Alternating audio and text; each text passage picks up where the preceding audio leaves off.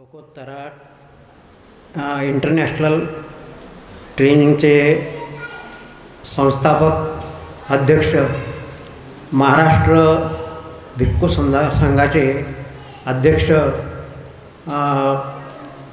आदरणीय पूजनीय भंते बोधिपालो यांना त्रिवार वंदन करतो. तसंच या ठिकाणी उपस्थित असलेला भिक्खू संघ यांना पण त्रिवार वंदन करतो. उपासक उपासिका, ज्या वेळेला मला इथे ट्रेनिंग आहे असं समजलं, सामनेर शिबिर आहे असं कळलं, तेव्हा मी पण अर्ज केला, ऑनलाईन अर्ज केला. पण माझं वय जास्त असल्यामुळं भंते मला सुरुवातीला नाही म्हणाले.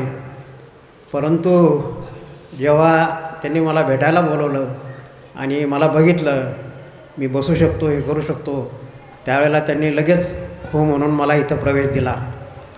आम्ही इथं काय शिकलो तर ह्या 14 दिवसाच्या पिरियडमध्ये आम्ही बरंच काही शिकलो. म्हणजे जे मी 50 वर्षामध्ये मला काही शिकता आलं नाही ते मी ह्या 14 दिवसामध्ये शिकलो असं मला माझ्या लक्षात आलं.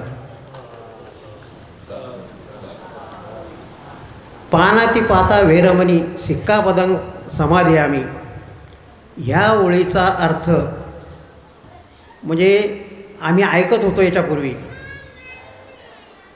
अनेक कार्यक्रमामधून, परंतु ह्या ओळीचा अर्थ इतका गहन असेल असं आम्हाला कधीच वाटलं नाही आणि ते इथं शिकायला मिळालं.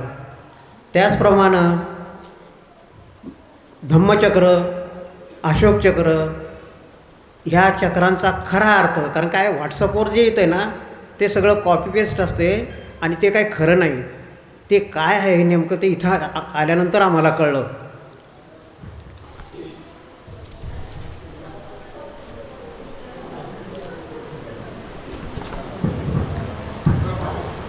तसं इथं आल्यानंतर आमच्यातले दोष दूर झाले. भंतेने आम्हाला या ठिकाणी विनय, सदाचार, त्यानंतर शिस्त ही शिकवली. इथं आल्यानंतर आम्ही अक्षरशः टॉयलेट साफ करण्याचं काम केलं, इथं कचरा उचलण्याचं काम केलं, इथं इतर ठिकाणी कुठे माती टाकण्याचं काम केलं. ही कामं आम्ही केले. याच्या पाठीमागचा उद्देश एवढाच होता की आपल्यामधला जो अहंकार आहे तो दूर झाला पाहिजे. तर ह्या दृष्टीनं ही आम्ही इथे या ठिकाणी कामे केले. त्याचप्रमाणे बारीक सारीक कसं खावं, कसं बोलावं, कसं चालावं, सामनेरनी कुठे बघावं, इकडे तिकडे बघू नये, ह्या बारीक सारीक गोष्टी आम्ही या ठिकाणी शिकलो. आदरणीय भंते आमचे महागुरू हे बऱ्याच वेळेला आम्हाला जर आमच्याकडून विनयभंग झाला तर आम्हाला झापायला पण कमी जास्त मागं पुढं पाहत नव्हते. परंतु दुसऱ्या क्षणी मात्र आम्हाला त्यांच्यामधली करुणा पण आम्हाला त्यांच्या ठायी असलेली दिसली. इथं असताना अनेक जणांना खोकला, सर्दी, पडसं हे सगळ्यांचा हे ग्रस्त होते. 7-8 जण आमच्यामधले. भंते आमची आस्थेनं चौकशी करत आणि औषध गोळ्यांची व्यवस्था करत, दुपारच्या जेवणानंतर आस्थेनं कोणी जेवलं, उपाशी नाही ना, पोटभर जेवलात ना, हे सगळं आमच्याकडून जाणून घेत आणि त्याप्रमाणे अंमलबजावणी करत विविध विहारामध्ये शहरातल्या आम्हाला स्वादिष्ट भोजन मिळालं. हे खरं म्हणजे आमच्याकडं बघून हे जेवण नव्हतं, तर हे जेवण जे दिलं जात होतं हे आमच्या अंगावरचं जे चिवर आहे त्या चिवराकडे बघून हे जेवण दिलं जात होतं. त्यामुळं आम्ही नक्कीच भाग्यवान आहोत अशी या गोष्टीची आम्हाला जाणीव झाली. 15 तारखेलाचा एक अनुभव सांगतो की तथागताच्या पुतळ्यांजवळ दानपेट्या सांभाळण्याची आमची ड्युटी लावली होती धम्मचक्र प्रवर्तन दिनाच्या निमित्तानं. तिथे एक बौद्ध उपासक आला. एक लहान मुलाला 2-2.5 वर्षाच्या मुलाला घेऊन आला. त्यानं ते मूल मांडीवर घेतलं आणि शिरसाट साहेब होते आमच्यासोबत. तो माणूस म्हणाला, "भंते याचे कान फुका." मी म्हटलं, कान फुका म्हणजे काय करायचं? तर म्हणे याचे कान फुका. मग म्हटलं कान फुकल्यानं काय होईल? म्हणे कान फुकल्यानं बरं राहतं, म्हणे चांगलं राहतं. मग आम्ही त्याची समजूत घातली. म्हटलं त्याला चांगल्या शाळेत घाला, कान फुकल्यानं काही होणार नाही. अशा प्रकारच्या अंधश्रद्धा, रूढी परंपरा, अनिष्ट रूढी परंपरा आपल्या समाजामध्ये आहेत. या ठिकाणावरून आम्ही जेव्हा घरी जाऊ तेव्हा समाजामध्ये ज्या अनिष्ट रूढी परंपरा आहेत त्याच्या विरोधात आम्ही बोलणार, आपल्या समाजाला सांगणार. शेवटी मी आपले आदरणीय पूजनीय भंते बोधिपालो यांनी हे ट्रेनिंग हे खरं म्हणजे फुकटात आहे. याला 1 पैशाचाही खर्च लागत नाही. फुकट आपल्याला धम्म शिकायला मिळतो इथं. त्यांचे मी त्रिवार वंदन करतो, त्यांचे आभार मानतो आणि थांबतो. बाबासाहेब आंबेडकर, पूजनीय भंते बोधिपालो महाथेरो, कश्यप जी, अन्य भंतेगण, मेरे साथी, श्राम्य संघ और सभी उपासक उपासकी तारीख 7 अक्टूबर से 20 अक्टूबर तक मैंने यहाँ क्या शिक्षा ग्रहण कर ली, मैंने संक्षिप्त सारांश रूप में एक काव्य रचना लिखी है, वही मैं आपको सुनाता हूँ.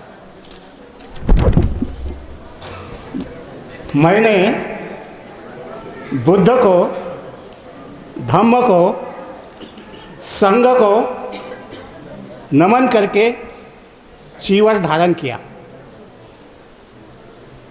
सामनेर की दीक्षा ली, 10 शील ग्रहण किया. मैंने बुद्ध धम्म संघ की संकल्पना को शिक्षा ग्रहण की, भिक्षु जीवन बिताया, चारिका की, गुरु की देशना सुनी. और आज मैं फिर से गृहस्थ जीवन में जा रहा हूँ. मैं हर दिन बुद्ध धम्म संघ को नमन करूँगा, बुद्ध वंदना पूजा पाठ करूँगा, दान और कुशल कर्म करूँगा. 6 दिशाएं यानी कि माँ बाप की सेवा करूँगा, पत्नी और औलाद को अच्छा पालन पोषण करूँगा, गुरु और आचार्य का सम्मान करूँगा, संघ के प्रति सम्मान करूँगा, मैत्री भावना से मित्र कल्याण बनूँगा, नौकर चाकर को मदद करूँगा और बुद्ध धम्म का प्रचार करूँगा. बुद्धम नमामि, धम्मम नमामि, संघम नमामि. धन्यवाद. डॉक्टर बाबासाहेब यांना माझा त्रिवार वंदन. तसेच व्यासपीठावर बसलेले इंटरनॅशनल स्कूलचे बोधिपालो यांनाही माझं नमन. त्याचबरोबर यांना थेरो राहुल यांनाही माझं नमन आणि भिक्खू संघांना सर्वांना वंदन. आणि उपासक यांना माझा सर्वांना जय हो. माझं नाव कडुबा दाभाडे, श्रीरामपूर येथून आलेलं आहे आणि मला इथे येऊन 14 दिवस झालेले आहे. माझ्या जीवनामध्ये जो काही बदल झालेला आहे, तर मी या ठिकाणी आपल्या ज्या आचरणामध्ये, वागण्यामध्ये, बोलण्यामध्ये जे काही घडून आणायचं आहे किंवा आपण जे बाहेर वागतो त्याच्यात आपल्या आचरणात आपण बदल केला पाहिजे. आपण नित्यनेमाने बुद्ध आणि त्यांचं धम्म हे वाचन केलं पाहिजे. आपल्या जीवनाचं सार्थक आपणच आहे. आपण जीवन आपणच बदलतो अशा प्रकारचं ज्ञान ह्या ठिकाणी आम्हाला लोकोत्तर महाविहारामध्ये मिळालेलं आहे.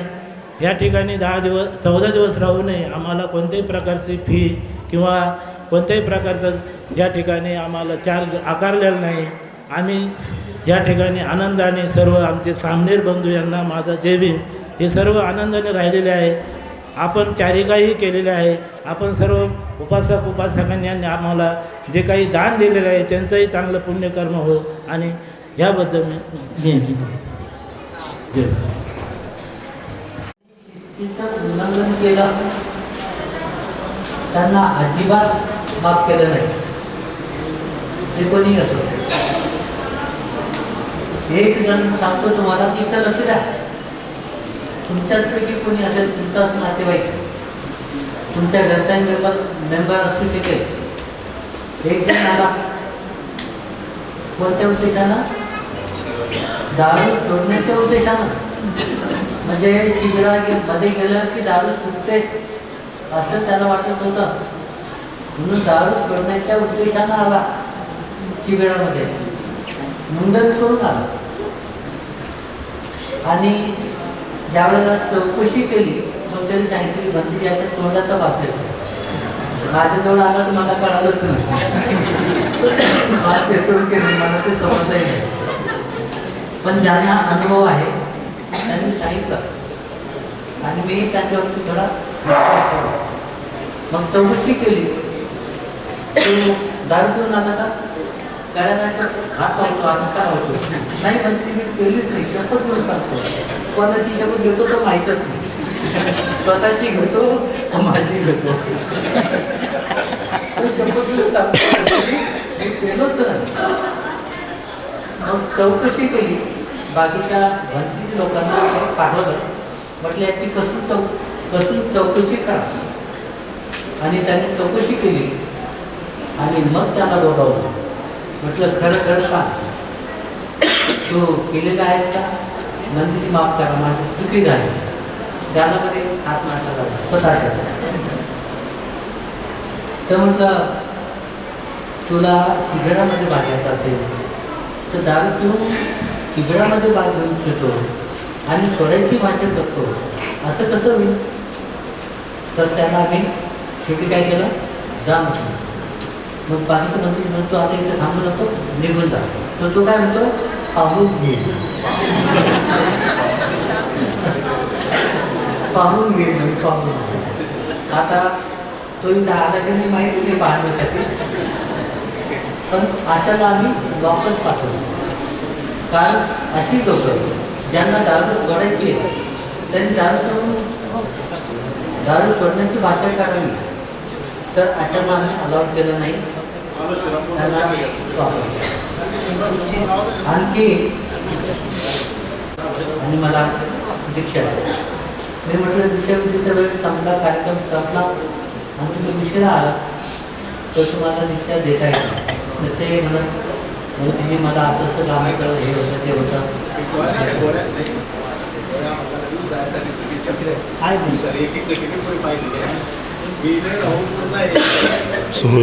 तुम्ही वेळेच्या आत जाता का 1-2 दिवस संपल्यानंतर जाता? तर तुम्ही म्हटला की वेळ संपल्यानंतर आला तर तुम्हाला काही दिशा देता येणार नाही. तुम्ही जाऊ शकता वापस. स्पष्ट सांगितलं. म्हणजे तुम्ही वेळेचं ध्यान नाही, वेळेचं बंधन तुम्हाला नाही. कधी येता आणि कधी शिक्षा घेता असं होत नाही. म्हटलं फार कडक नियम असतात, बोलू का? तर मग म्हणतेजी आता काय करू, मी मुंडनही केलेलं होतं. तर पण म्हणजे मला काही करून तुम्ही मला इथं संधी द्या. म्हटलं ठीक आहे, उपासक म्हणून मग तुम्ही इथे सेवा देऊ शकता. तर ते उपासक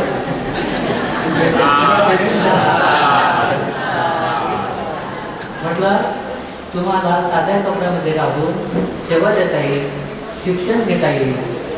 आणि जे भंतीचे लोक शिकतील ते सगळं तुम्हाला शिकता येईल. पण तुम्हाला उशिरा आल्यामुळं तुम्हाला काही दीक्षा देता येत नाही. आणि मग हे उपासक लाभले आम्हाला सेवा देण्यासाठी. खूप चांगली सेवा दिली.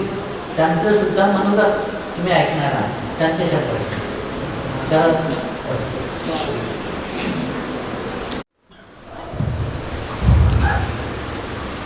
महामानव तथागत भगवान गौतम बुद्ध, परमपूज्य ईश्वरत्न डॉक्टर बाबासाहेब आंबेडकर व या चौका नगरीमध्ये जे ईश्वर निर्माण केलं, लोक उत्तरा बुद्धया ट्रस्टीचे अध्यक्ष, भिक्खू संघाचे महाराष्ट्राचे अध्यक्ष पूजनीय भदंकर बोधी पालोजी व या ट्रस्टचे सचिव काश्यपजी आणि सर्व भिक्खू संघ, या सर्वांना माझा त्रिवार नमन.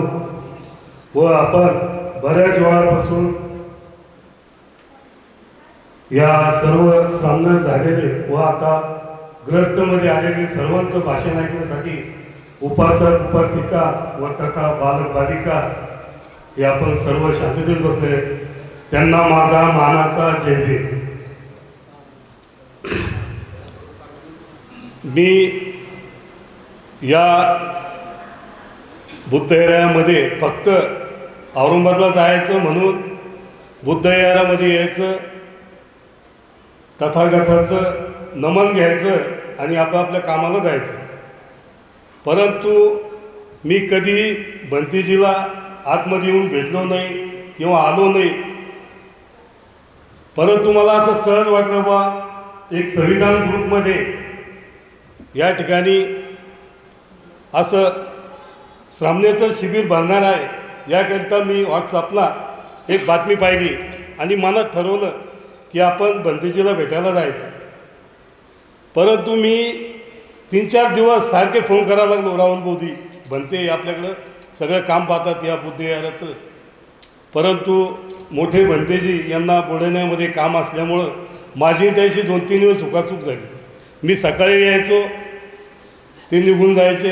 परंतु शेवटी मला आज भेटायचंच भंतेजीला. मी इथं आलो, या ठिकाणी भंतेजीला वंदन केलं आणि ते हसायला लागले मला बसल्यावर की बा तुम्ही चौकीचे लोक म्हसोबाला जातात, जत्रा करतात, बोकडे कापतात, तुम्ही एकही उपासक या ठिकाणी येत नाही, काय भानगड आहे. म्हणलं भंतेजी तसं काही होणार नाही, मी आता आलो, मला ॲडमिशन द्या. मग तुम्ही थांबणार का, तुम्ही राहणार का, तुमची एवढी मोठी ढेरी इथं कमी होईल असं सुद्धा म्हणले. कारण या ठिकाणी सकाळी नाश्ता, दुपारी भोजन आणि संध्याकाळी काही नसतं. पण ज्या लोकांना शुगर आहे, बी पी आहे, त्या लोकांसाठी भंतीजीनं संध्याकाळी चहा, बिस्किट, ज्यांना खूप शुगर जास्त आहे त्यासाठी भोजनसुद्धा तयार करून देतात.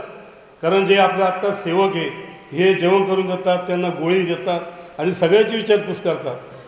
तर माझ्या लक्षात असं आलं या ठिकाणी की मी आतमध्ये कधी आलो नाही बा, इथं मध्ये काय चालतं, इथं कोण कोण येतं, कसं काय येतं, फक्त दर्शन घेतलं आणि बाहेर जायचं. परंतु ज्यावेळेस मी मध्ये आलो आणि या सेमिनारमध्ये भाग घेतला आणि माझं जे वागणं होतं, कारण मी दिसतो तसा दिसत नाही तुम्हाला, कारण मी फार विचित्र होतं, कारण कोणी सांगत नाही काही. इथं काय शौक आहे, काय आहे, आपण कसं वागतो बाहेर, दारू पिणे, सिगारेट ओढणे, तंबाखू खाणे, बार खाणे, बायको संघ वाद घालणे, आई वडिला संघ वाद घालणे.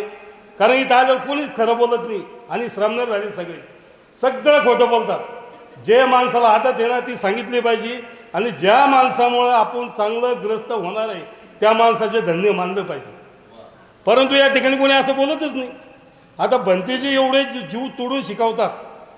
कारण इथं सकाळीपासून 4 वाजेला उठणे, 4:30पर्यंत आंघोळ गिंघोळ करून तयार होणे आणि 5 वाजेला 5 मिनटं बाकी असताना बुद्धविहारामध्ये ध्यान साधनेला बसणे. अर्धा घंटा ध्यान साधना होती, त्याच्यानंतर वंदनेचा कार्यक्रम होतो. 6:30ला आपल्यासारखे श्रद्धावान उपासक खरोखर धन्यवाद दिले पाहिजे तुम्हाला.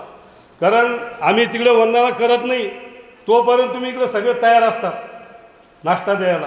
कोणी औरंगाबादून येतं, कोणी तिसगावहून येतं कोणी दूरदूरून येतं. ही 5, 5:30, 6 वाजेपर्यंत इथं लोक असतात. त्यामुळं तुमचं पण धन्यवाद. आणि मी स्वतः सगळे शोक केले, कारण इथं कोणीच काही सांगेना, लाज होते ती सगळ्याला सांगायची. पण मी 3 वर्षापूर्वी ध्यान साधना केलं, तेव्हापासून दारू बंद झाली माझी. आणि या ठिकाणी आलो, माझा पानटपरीचा व्यवसाय, मी पानटपरी चालवतो आणि रिक्षा ड्रायव्हर पण आहे. कोणी सांगत नाही सगळं मोठेपणा मी असं आहे, अजिबात मोठेपणा करायचं नाही, कारण ह्या ठिकाणी मोठेपणा चालत नाही. या ठिकाणी आमदार असो, खासदार असो, मंत्री असो, किंवा सरपंच असो, किंवा लीडर असो, किंवा नगरसेवक असो, या ठिकाणी सगळ्याला सारखं न्याय. बनतेजी कधीही खालीवर किंवा ह्यो लहान आहे हा मोठा आहे हे कधीही भेदभाव करत नाही, कारण 14 दिवस मी त्यांच्या सानिध्यात आहे. सगळं शिक्षण घेतल्यावर कळतं की माणसाला कसं जगावं, मित्रासंग कसं राहावं, आईवडिलासंग कसं राहावं, बायकोसंग कसं राहावं, मुलासंग कसं राहावं, आणि स्वतःचा बदल कसा झाला हे मला आज कळालं. आणि खरं जीवन ह्या आजपासून झालं, कारण 14 दिवस परत शिक्षण घेतलं, कारण सगळे शोकपाणी करतात आणि ड्युट्या सगळे क्लासवन अधिकारी आहे. आता आमचे मित्र आहे जाधव साहेब, MSCB इंजिनियर इथं, मग त्यांच्या मिसेस माझे क्लासमेट आहे ते, म्हणजे आणि अधिकारी, रिटायर अधिकारी सगळे क्वालिफाईड लोक आहे, एकही अनपढ माणूस नाही, सगळं ऑफिसर लोक आहे. कोणी रिटायर आहे, कोणी शिक्षक आहे. ते सुद्धा भंतीजीच्या सानिध्यात जे काही त्यांच्या हातून चुका झाल्या, परंतु आता इथून पुढं होणार नाही, माझ्याकडून तरी होणार नाही, कारण मी इथंच राहतो. आणि मी महिन्यातून 1 दिवस कंप्लेट भंतीजीच्या सानिध्यात देणार आहे, 1 दिवस दर महिन्याला. माझी पत्नी आणि मी इथं यायचं, साफसफाई करायची, जे काम असेल ते करायचं, संध्याकाळी निघून जायचं. कारण तुम्हाला माहिती आहे का, सगळ्या महिलांना हात जोडून विनंती, तुम्ही एवढं सगळं करता, भंतेजीचं स्वागत करता, भंतेजीला भोजन देता, दान देता, हे आपल्याशिवाय त्याला कोणी नाही, कारण त्याला आईवडील नाही, भाऊ नाही, कोणी नाही. आपल्यातून गेल्यावर त्याला कोणी नसतं, आपणच असतो. त्यामुळं आपण दान दिलं तर अजून शिल्लक द्यायचं, त्यात काही दुमत नाही. पण जे हिंदू लोक मंदिराकडे जातात, कारण ते महिन्यातून 4 चक्रा मारतात, कशासाठी? साफसफाई करण्याचं. आपण इथे येतो, जेवण करतो, नाश्ता करतो, जी घाण पडलेली असते ती डस्टबिनमध्ये टाकायची, ती टाकायला पाहिजे. आणि प्रत्येकानं ठरवायचं, महिला मंडळ जेवढे असेल आपण तेवढ्या महिला मंडळानं महिन्यातून 4 चक्रा मारायच्या, 1 दिवस, कारण कोणी नोकरीला असेल नसेल, 1 रविवार यायचं आणि या ठिकाणी सगळं साफसफाई करून जायचं. कारण इथं जेवढं आपण दान दिलं ते कमी पडतं आहे. का कमी पडतं माहिती का? लाईट बिल, पाणी खर्च. कारण मी 15 दिवसात पाहिलं इथं, मी आता लोक पाहिलं नाही, मला कसं वाटलं भंतीची गण पैसे कमवतात, कारण हे कोणीच खरं बोलत नाही असं. पण या ठिकाणी मी पाहिलं की काय अडचणी आहे, काय नाही. पाणी नाही आल्यावर काय करावं लागतं, पाणी मागावं लागतं. आता आपण जेवढं पाणी पिलं सगळं बाहेरून पाणी आलं, कारण पाणी नाही, प्यायला चांगलं पाणी नाही. तळ्यात पाणी आहे, थोडंसं पाणी आहे, कधी कधी लाईन नसती, गावातून पाणी येत नाही, त्यामुळं विकत घेतलं जातं. त्याच्यामुळं मी इथं भंतीजीच्या सानिध्यात राहून माझं फार म्हणजे चांगलं गुण मिळाले मला. आणि मी बुद्धम शरणम गच्छामी, धम्मम शरणम गच्छामी आणि संघम शरणम गच्छामी. मी बुद्धाला शरण जातो, मी धम्माला शरण जातो आणि मी संघाला शरण जातो. एवढं बोलून मी माझे भाषण संपवतो. जय हिंद, जय हिंद.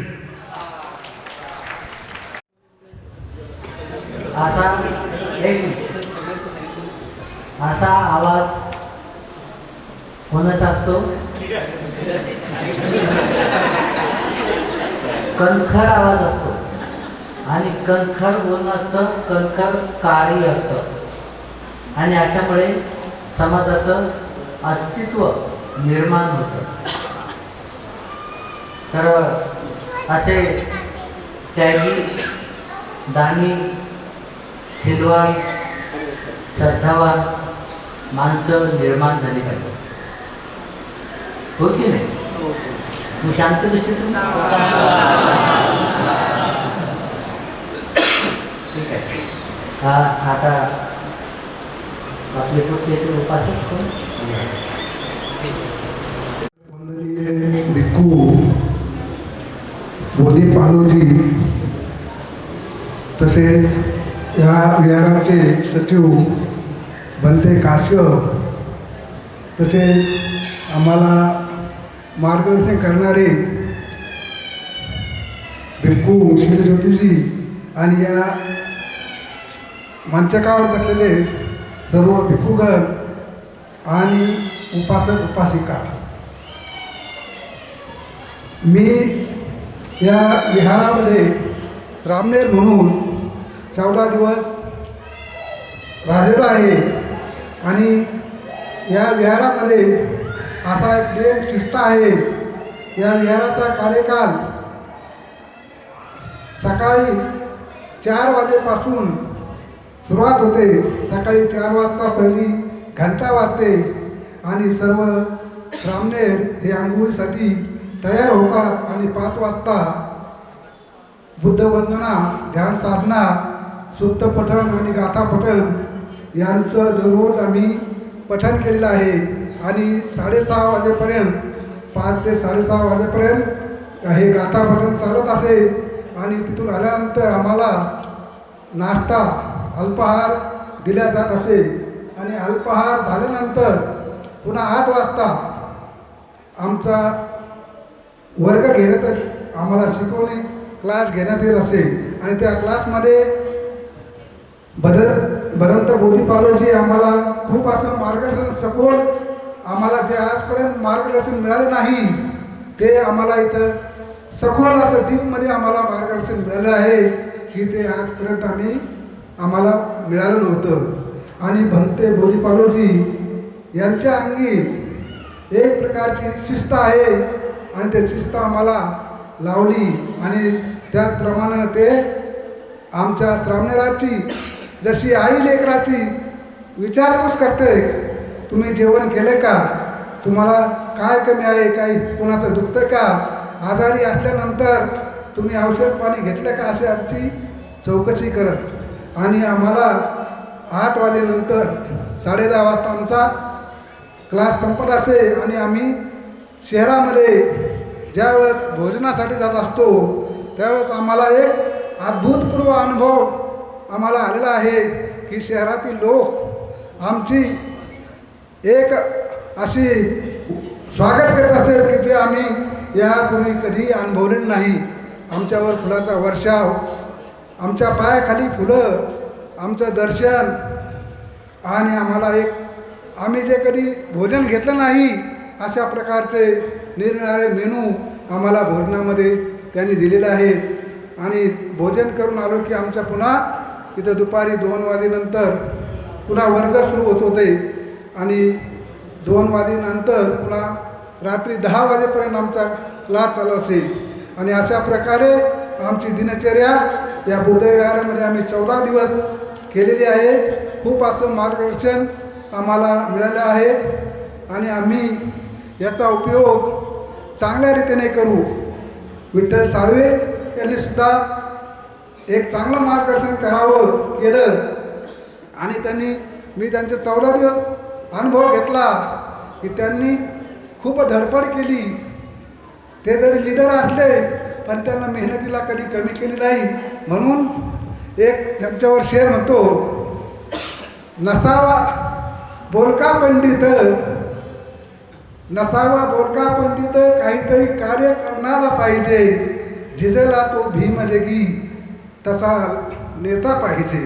नुसतं बोलून कार्य होत नसतं, ते त्यांनी स्वतः अनुभवलं, स्वतः कार्य केलं. नुसते बोलत नाहीत तर त्यांनी ते प्रत्यक्ष कार्य करून दाखवलं आणि आमच्या विहारामध्ये खूप शिस्तबद्ध वागत होते.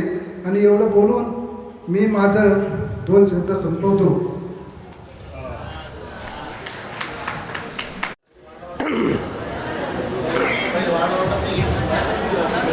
पूर्ण विश्वाला शांतीचा संदेश देणारे महान महात्मा भगवान गौतम बुद्ध यांच्या कृपेने आपण येथे सर्वजण जमलेलो आहे. सांगायचं तात्पर्य म्हणजे महाथेरो बौद्धपालो भंतेजी यांनी एक प्रोग्राम आखला आणि या सर्व बंधूंना आपल्या एक सामनेर पद्धतीमध्ये सामावून घेतले आणि आतापर्यंत सांभाळलं. ते अशाही प्रकारचं की एक लहान मुलं असते आणि त्यांना दुधाची गरज असते आणि ते त्याला पाजून मोठं करते आई. त्याचप्रमाणे भंतेजींना सर्व भंतेजींना आमच्यावर उपकार केले. एक ज्ञानाचा संदेश, एक ज्ञानवंत म्हणून सनी आमच्या डोक्यात ज्ञानाची पूर्तता केली. असे महान कर्तव्य करणारे येथे भंतेजी आहेत. आणि डॉक्टर बाबासाहेब आंबेडकर यांचे महान उपकार मानून मी त्यांनी आम्हाला जो एक परिवर्तनाचा मार्ग म्हणजे पूर्व दिशा दिली आणि त्याच पूर्व दिशेने आम्हाला जाण्यासारखा असा एक धर्म तो म्हणजे बौद्ध धर्म. म्हणूनच या बुद्धाला, धम्माला आणि संघाला मी त्रिवार वंदन करून आणि भंतेजीलाही त्रिवार वंदन करतो आणि येथे जमलेले सर्व जनता यांना त्रिवार वंदन करतो. एवढ्यात माझं मी भाषण समाप्त करतो.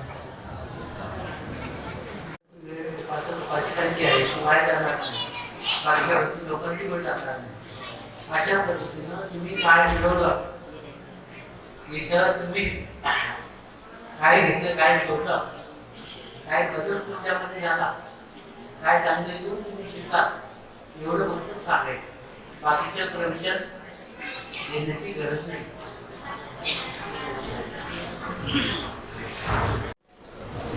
जगाला शांतीचा संदेश देणारे तथागत भगवान गौतम बुद्ध, विश्ववंदनीय डॉक्टर बाबासाहेब आंबेडकर आणि आपल्या औरंगाबादला जे त्रिलोक उत्तुरा हे जागतिक पातळीवरील भिक्षू ट्रेनिंग सेंटर उभारण्यात आलेलं आहे. हे आपल्या औरंगाबादचं भाग्य आहे. आणि येथे भंते, बोधीपालो, महाथेरो आणि कश्यप भंते आणि भंतेगण या ठिकाणी जे ट्रेनिंग दिल्या जातं, या ट्रेनिंगमध्ये 2 वर्ष बंद असलेले विहारं, मंदिरं बंद होती, ती 7 तारखेलाच ओपन झाली. आणि या 7 तारीख ते 20 तारीख या ओपनिंगमध्ये माझाही नंबर या ठिकाणी लागला. माझं नाव श्रामणेर नाव दीपरत्न असं भंतेजीनं ठेवलं होतं. ते नाव माझं 14 दिवस राहिलं. आज मी दादाराव गवजी शिरसाट, राहणार शिवाजीनगर. मी पूर्वीपासूनच भारतीय बौद्ध महासभेचं काम करतो. 1973ला नोकरीला लागलो. तर दारू पिणे हे पंचशिला जी आहे त्याचं मी 73पासून आतापर्यंत पालन केलेलं आहे. म्हणून मी सुखी आहे, माझा संसार सुखी आहे, माझे मुलं बाळं सगळे सुखी आहेत. म्हणून माझ्या या नवीन पिढीला विनंती आहे की तुम्हीसुद्धा पंचशिलेचं पालन करावा. दारू, खोटं बोलणे, व्यभिचार करणे, परिवाराशी चांगलं राहणे ह्या गोष्टी तुम्ही जर केल्या, टाळल्या तर तुम्ही जीवनामध्ये यशस्वी होऊ शकता आणि फार उच्च याच्यावर सुद्धा पोहोचू शकता. आजच्या पिढीचं थोडंफार आता साळवे साहेबांनी सांगितलं की जे ते आपलं लपवायचं काही गरज नाही आहे. सगळ्यांनी आपलं सांगितलं तर इथं तुमचं निवारण होण्यासाठी इथं आलेलो आहोत. मी धम्म काय आहे हे घेण्यासाठी या ठिकाणी आलेलो आहे बांधवांनो. तर या ठिकाणी आम्हाला भंतेजीनं काय शिकवलं? बुद्ध, धम्म, संघ, प्रज्ञा, शील, समाधी या गोष्टीचा सगळा उलगाडा हा इथं शिकवण्यात आला. आम्हाला इतका धम्म माहीत नव्हता. जितकं भंतेजी आम्हाला सांगत गेले डीप आत आत आत, तेथे आम्हाला इथं कळालं की धम्म हा किती श्रेष्ठ आहे जगामध्ये हे कळालं.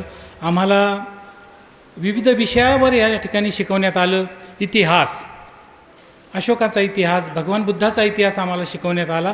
तो आजपर्यंतचा इतिहास आम्हाला इथं भंते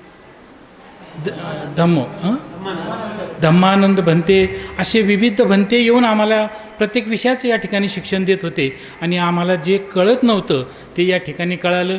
परिवाराशी कसं राहायचं, घरात कसं राहायचं, मित्राशी कसं राहायचं, बाहेर कसं राहायचं, ह्या सगळ्या प्रकारचं इथं शिक्षण दिलेलं आहे आम्हाला भंतेजीनं. आणि अजून एक गोष्ट आम्हाला जी कळत नव्हती की भिक्खू संघासाठी 227 गुण आहेत त्यावेळेसच ते भंती होतात आणि भिक्खुनीसाठी 311 गुण आहेत त्यावेळेसच त्या भिक्खुनी होतात. म्हणजे इतकं डीप हे धम्माचं काम आहे. त्या काळातच भगवान बुद्धांनी लिहून ठेवलं असं भंतेजीनं ज्यावेळेस आम्हाला सांगितलं आणि आम्हाला कळालं ते की खरंच हे या धम्माशिवाय इतर धर्मियात काही हे नाही आहे. तर खूप काही आम्हाला या ठिकाणी शिकायला मिळालं. भंतेजीचा स्वभाव जो आहे कडू सत्य आहे. कडू सत्य, एकदम डिसिप्लिन, नियमाचं पालन. ते इतक्या कडक शब्दात आम्हाला बोलत होते. त्याचा राग नव्हता, त्याच्यामध्ये खूप दया, माया, प्रेम होती आमच्यासाठी. तुम्ही जेवलात का, तुम्ही नाश्ता केला का, पोटभर झालं का, भूक लागली का, तुमचं कोणाची तब्येत खराब झाली का? तरी आमच्या 9-10 श्रामण्यांची तब्येत खराब झाली होती. डॉक्टर बोलवला, डॉक्टरचं इथं ट्रीटमेंट दिलं, दवा गोळ्या दिल्या. पैसे नसतील तरी पैशाचं त्याची चिंता करू नका, पण तुम्ही चांगले व्हा आणि या सगळ्याचं डिसिप्लिन पालन करा, तुम्ही चांगले व्हाल असं भंतेजीनं आम्हाला आशीर्वादापोटी शिकवलं आणि ते घेऊन आम्ही आज जात आहोत. एवढं बोलून मी माझं शब्द संपवतो.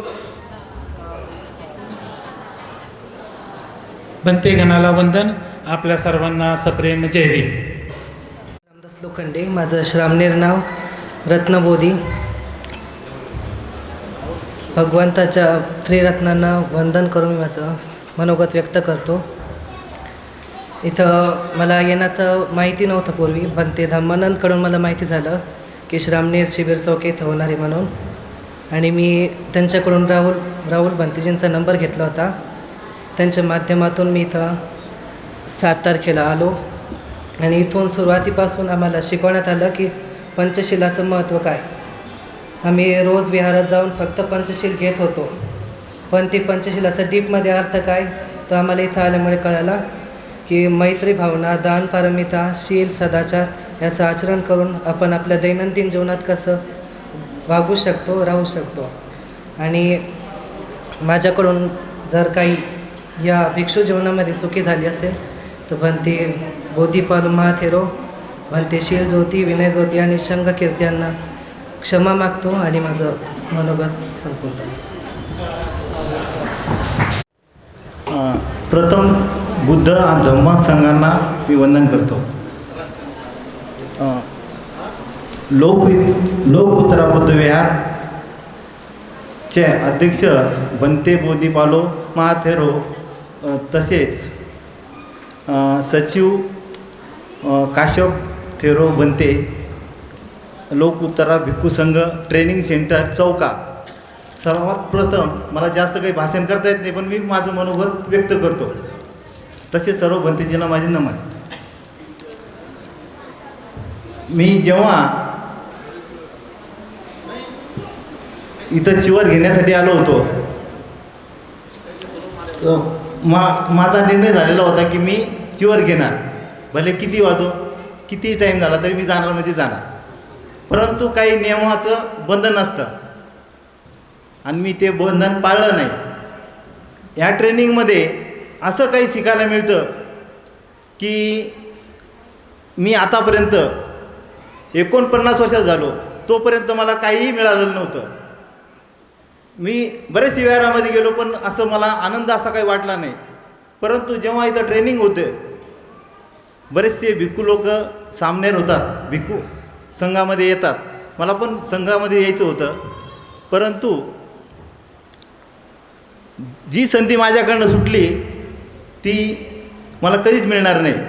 यानंतर मिळेल नाही मिळेल सांगू शकत नाही. पण इथं प्रत्येक वेळेस दररोज सकाळी 4 वाजता उठणे, नित्यनेमाने आपले आंघोळ स्नान आणि विहारामध्ये जायचं, बुद्धवंदना, धम्मवंदना आणि जे काय शिकवलं जातं त्यामधून खूप काही शिकायला मिळतं. बरेचसे ट्रेनिंगचे बाहेरून भंतेजी पण येतात, त्या क्लासला मी अटेंड करू शकलो नाही. माझ्याकडनं बरेचशी चूक झाली, परंतु यापुढे मी अशी चूक होऊ देणार नाही. सर्वात प्रथम पुढे राहण्याचा प्रयत्न करेन, कारण जे शिकायला इथं मिळतं मला वाटतं कुठेही मिळणार नाही. बुद्ध धम्माचं ज्ञान बरेचसे भंतीचं मी थोडंच ऐकलं, पण मला खूप आनंद वाटला. मी थोडंसं काम आटपलं का जाऊन बसायचो. मला कामामध्ये इकडे थांबू का क्लासमध्ये जाऊ असं व्हायचं, कारण इकडं ऐकायचं खूप छान वाटायचं, पण असं वाटायचं माझं थोडंसं काम बाकी तेवढं करून जावं. एवढं बोलून मी माझे 2 शब्द संपवतो. जय. सामनेर नाव अश्वजित. तथागत भगवान गौतम बुद्ध व परमपूज्य डॉक्टर बाबासाहेब आंबेडकर इथे जमलेले भिक्खूगण त्यांना माझं त्रिवार वंदन. इथे आम्हाला पंचशिलाचे ज्ञान मिळाले, त्याचा अर्थ समजला, ते किती गहन आहेत ते समजले. आणि इथे जी शिस्त मला लावली आहे सर्व सामनेरांना ती नेहमी मी आचरणात आणेन. इथे एवढे बोलून मी 2 शब्द संपवतो. जय भीम. तथागत भगवान गौतम बुद्ध, परमपूज्य बोधिसत्व डॉक्टर बाबासाहेब आंबेडकर यांना पंचांग प्रमाण. लोकोत्तरा आंतरराष्ट्रीय भिक्खू ट्रेनिंग संघाचे अध्यक्ष, संस्थापक अध्यक्ष पूजनीय भदंत बोधीबालू महाथेरो यांना वंदन. माझं पुरासुनीचं नाव शेखर गौतम लोखंडे आणि श्रामणेरचं नाव कौंडिन्य. माझं वय 49. वय सांगण्याचा हेतू माझा हा आहे की 49 वर्षात मी काय केलं आणि काय नाही केलं हे व्यर्थ झालं. माझ्या नावाला, माझ्या शरीराला, माझ्या रंगरूपाला जर आकार आला असेल तर तो आला फक्त या 14 दिवसात. 49 वर्षामध्ये लग्न कार्य समारंभामध्ये बऱ्याचशा आपल्या बौद्धविधीमध्ये आपण जे त्रिशरण पंचशील म्हणतो, खरोखर याचा जर अर्थ मला नाही वाटत की सार्वजनिक जीवनामध्ये आपल्यांना माहीत असेल. कारण की पूज्य भदंत यांनी पंचशील हे आम्हाला तब्बल 3 ते 3.5 दिवस शिकवलं. आताच आमच्या एका बांधवाने सांगितलं की इथे जो वर्ग होता तो 20 ते 50 या दरम्यान होता आणि अट अशी होती की कमीत कमी तो 10वी असावा. म्हणजे आमच्यामध्ये बरेचसे जण हे बऱ्यापैकी शिकलेले आहेत. आणि ज्यावेळेस एखादी टॉपिक व्हायचा त्या टॉपिकवर भदंते पहिले आमच्याकडून वधवून घ्यायचे की पंचशील तुम्हाला काय विपरीत आहे, तुमच्यासाठी काय पंचशील आहे. मग आमच्यात 2 गट पडायचे. आम्हाला जो माहीत होतं ते पंचशील, तर असं तब्बल 3.5 दिवस हे पंचशील चाललं. फक्त आतापर्यंत बुद्ध, धम्म आणि संघ इतकंच माहीत होतं. अभिधम्म हा एक भाग असतो. अभिधम्म हा इतका क्लिष्ट आणि किचकट विषय भंतेंनी इतका सहज सोपा करून सांगितला. भंते बाहेर जाऊन शिक्षण घेऊन आलेले आहेत. त्यांचं इंग्लिशवर फार कमांड आहे आणि मराठी त्यांची थोडी, जास्त नाही थोडी, अशी तशी. तर बऱ्याचशा वेळेस इतका क्लिष्ट विषय ज्यांना मराठी व्यवस्थित म्हणजे मी इतका मोठा नाही आहे त्यांची चूक काढण्यात, पण इंग्रजी चांगली आहे त्यांची, पण समजून सांगण्याची जी तडफोड होती, कारण की आमचं एवढं इंग्रजी चांगलं नाही आहे, आम्ही मराठी मीडियमची माणसं. पण ते जेव्हा ते इतका आटापिटा चालायचा त्यांना, आम्हाला एक तो अभिधम्मामधली ते अभिवचन 3-3, 4-4 वेळेस ते रिपीट करायचे. ते का रिपीट करायचे की त्यांची तळमळ होती की यांच्या ते गळी उतरलं पाहिजे, त्यांना समजलं पाहिजे. जोपर्यंत समजत नव्हतं तोपर्यंत 3-3दा विचारायचे, समजलं का. एका शब्दाचे 4-4 अर्थ सांगायचे. ज्यावेळेस आम्ही हो म्हणायचो समजलं का, पण आमचे चेहरे बघून शेवटी काय असतं माहिती आहे का, की गुरु असतो, शिष्य असतो. काही वेळेस काय व्हायचं की मी सांगितलं ना की इथे आल्यानंतर अभिधम्म हे असं काय असतं हे मला इथे आल्यानंतर कळालं. तर ते त्यांना माहीत होतं की हा थोडासा क्लिष्ट विषय. तो ते जाणून घ्यायचे की बियांच्या ते गळी उतरत नाही, पचनी पडत नाही आहे. तर मग त्यावेळेस ते त्यांच्या इंग्रजीचा ते सहारा घेत होते आणि ते समजून सांगण्याचा प्रयत्न करत होते. आम्ही कितीही म्हटलं की हो पण ते समजलं, पण जोपर्यंत ते समाधानी होत नाही तोपर्यंत ते पुढचा टॉपिक हातात घेत नव्हते. विनय काय असतो, इथे ताडोबा, इथे बनते शिलज्योती बनते, इथे आलेले आहेत. तर भंतेंचा विनय काय असतो हे त्यांच्या देहबोलीतून, त्यांच्या शारीरिक भाषेतून, त्यांच्या वाणीतून हा घेण्यासारखा विषय आहे. मितभाषी, कमी बोलणारे आणि वंदना की जी बसून म्हणायची असते, त्याचं बसण्याचं एक आसन असतं. आता माझ्या पायाचा प्रॉब्लेम आहे आणि माझं ऑपरेशन झालं, त्यामुळे बसता येत नव्हतं, तुम्ही कंटाळा करायचो. पण ते गेय स्वरूपामध्ये असलेली वंदना ऐकायला इतकी गोड वाटते आणि असं वाटतं की ती वंदना संपू नये. म्हणजे विनय काय असतो ते भंतेजींकडून शिकावं. बऱ्याचशा अशा गोष्टी आहेत की आमच्यातला जो अहंकार आहे, नौकर वर्गामध्ये थोडासा अहंकार असतो, त्याच्या स्टेटसचा, पैशाचा, इतरांपेक्षा थोडासा मान सन्मान मिळतो त्याचा. ते इथे आल्यानंतर तो फुरकन निघून जातो. ज्यावेळेस आपली प्रवज्जा होते आणि जे काशा वस्त्र आपल्या अंगावर येतं आणि ज्यावेळेस ते भिक्षापात्र येतं, तर माणूसाची लायकी काय आहे ती आपल्याला त्यावेळेस कळते. माणूस शहाणा असतो, पण खरं शहाणपण जर त्याला प्राप्त करून घ्यायचं असेल तर माझी प्रत्येकाला विनंती आहे की आपल्या आयुष्यातले 10 किंवा 15 दिवस आपण धम्म समजून घेण्यात गेले पाहिजे. एवढं करून माझं लांबलेलं पूर्णत्व देतो. जय भीम, जय बुद्ध. तथागत भगवान गौतम बुद्ध महापुरुषाला त्रिवंदन करतो, भिक्खू संघाला मी वंदन करतो. लोकद्वारा महाविहारचे अध्यक्ष भंते बोधीपाली माथुराव, सचिव कासप भंते आणि बंधू आणि भगिनींनो. आता भंतीजीने बरोबर प्रश्न केला की आम्हाला, आम्ही राजकारणातले माणसे, काही ह्या पक्षाची टीका, काही त्या पक्षाची टीका दिली की आम्हाला भाषण येते. आता इथं भाषण काय करायचं, सगळ्यांनी तेच सांगितलं की 14 दिवस काय आहे, अक्षरशः पंचशील काय आहे हे आम्हाला माहीत नव्हतं. कार्यकर्ते नाते वंदन काय ते माहीत नव्हतं. फक्त जिंदाबाद मुर्दाबाद, याला टीका करा त्याला टीका करा हे माहीत होतं आम्हाला. पण प्रश्न असं झालं किंवा आता व्हॉट्सअपला आलं माझ्या आणि मी ऑनलाईन फॉर्म भरला.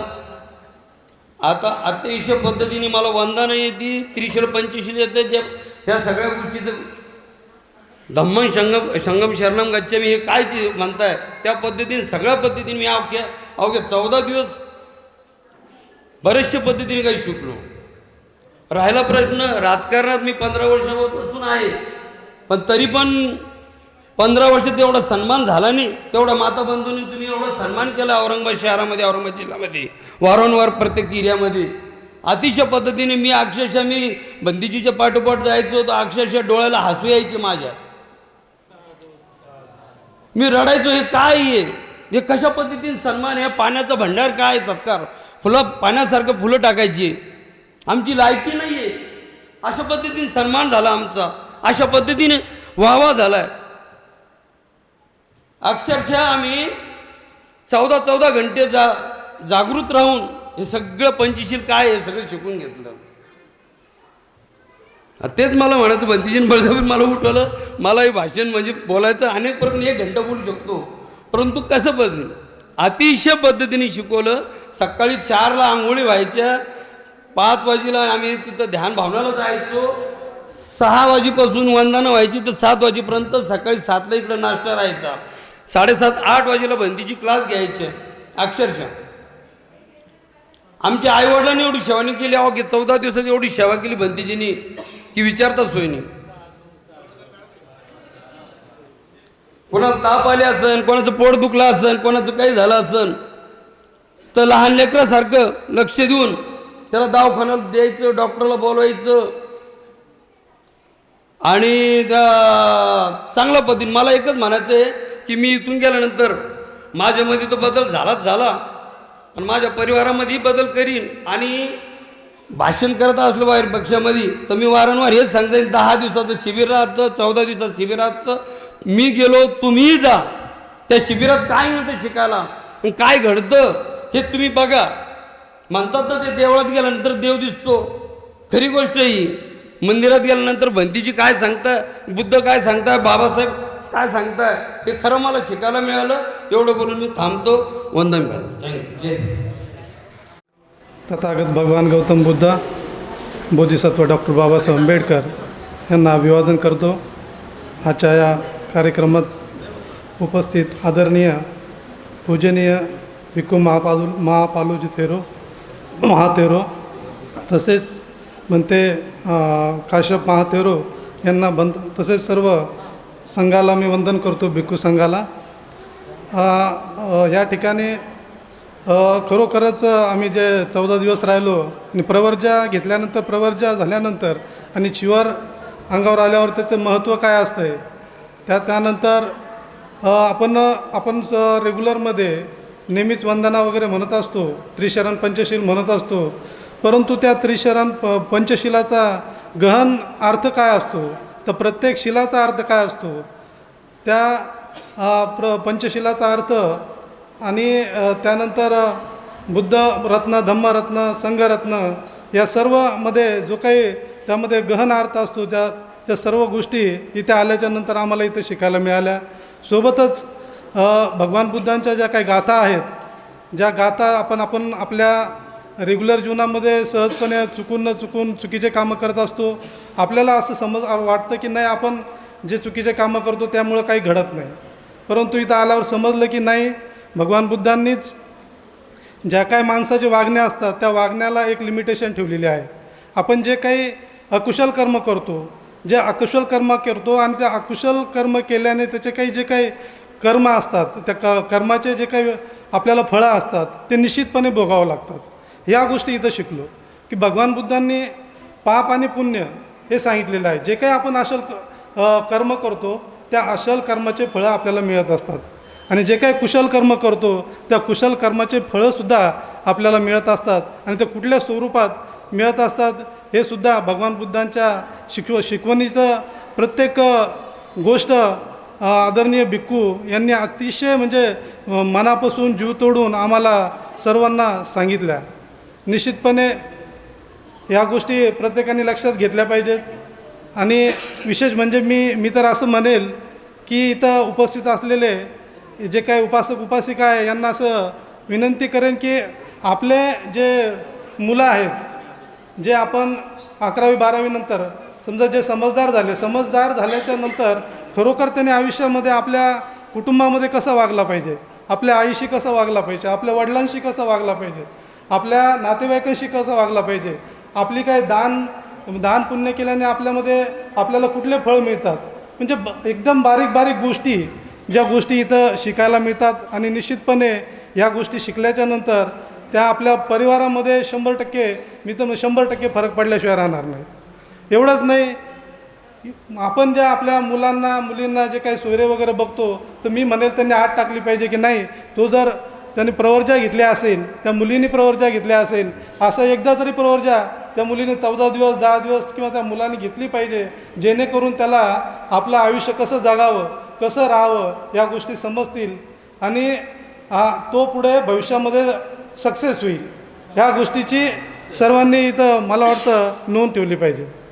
या ठिकाणी मी खरोखर भंतेजीचा अत्यंत आभारी आहे की त्यांनी आपल्या जीवनामध्ये इथून पुढं आपण कसं राहावं, कसं वागावं, जेणेकरून आपल्या आयुष्याचा आपण चांगलं भलं करून घ्यावं ह्या गोष्टी शिकवल्या. मी परत एकदा त्यांना वंदन करतो आणि माझे 2 शब्द संपवतो. धन्यवाद. नमो बुद्धाय, नमो धम्माय, नमो संघाय. विश्वरत्न डॉक्टर बाबासाहेब आंबेडकर, तथागत भगवान गौतम बुद्ध यांच्या प्रतिमेला त्रिवार मी वंदन करतो. सर्वांना एकच निश्चितपणे मी सांगू इच्छितो की हे शिबिर भंतेजींनी जे काही आयोजित केलं त्या पाठीमागं भंतेजींची फार मोठी दूरदृष्टी व्हिजन आहे. या अर्थाचं व्हिजन इथल्या औरंगाबाद शहरात, औरंगाबाद जिल्ह्यातील सर्व नागरिकांनी, सगळ्या उपासकांनी भगवान बुद्धांचा जो काही शुद्ध धम्म जो आहे हा शुद्ध धम्म त्यांनी शिकावा, जाणून घ्यावा आणि तो आचरणात आणावा. आणि हे एकमेव उद्दिष्ट भंतेजींचं हे शिबिर आयोजित करण्यापाठीमागं आहे असं मला या शिबिरातला माझा अनुभव सांगतो.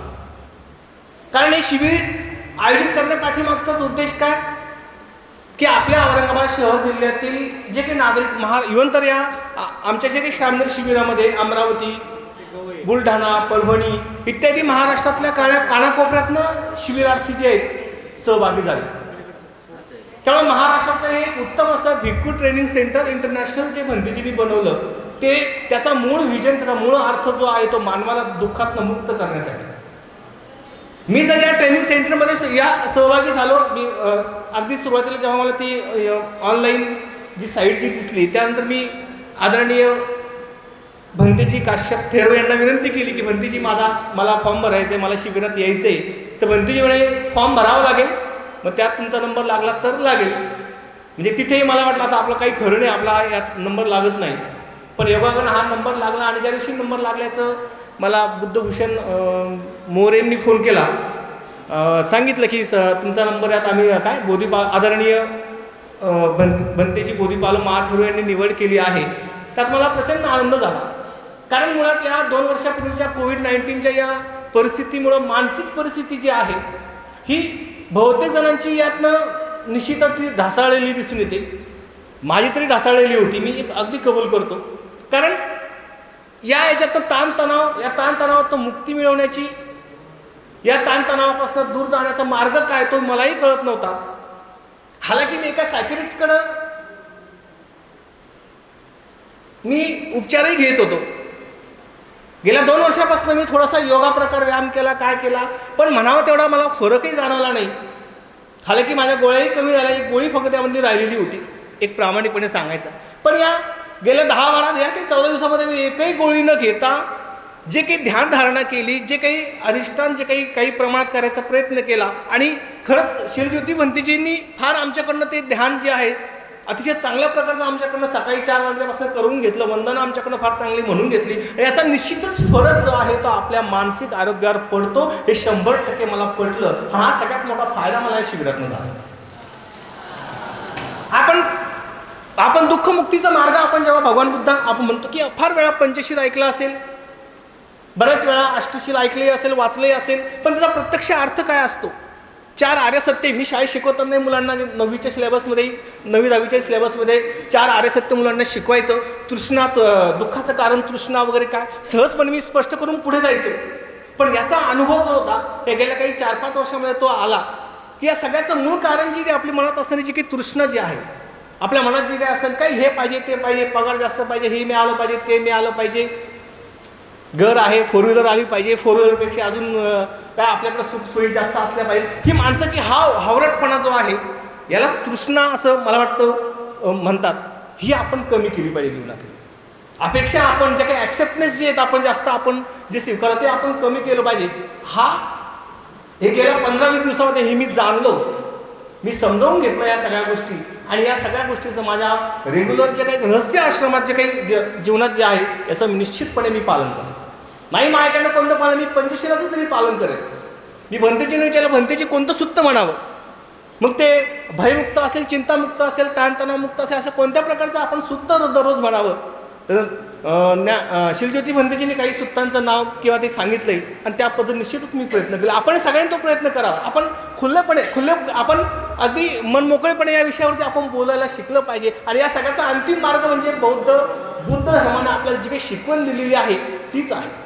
आणि हे मला पटलं. हालाकी भंतेजी समोर बोधीपालो भंतेजी, आदरणीय बोधीपालो भंतेजी महाथेरो यांच्यासोबत चर्चा करत असताना मी अनेक प्रश्न शिबिरामध्ये विचारले.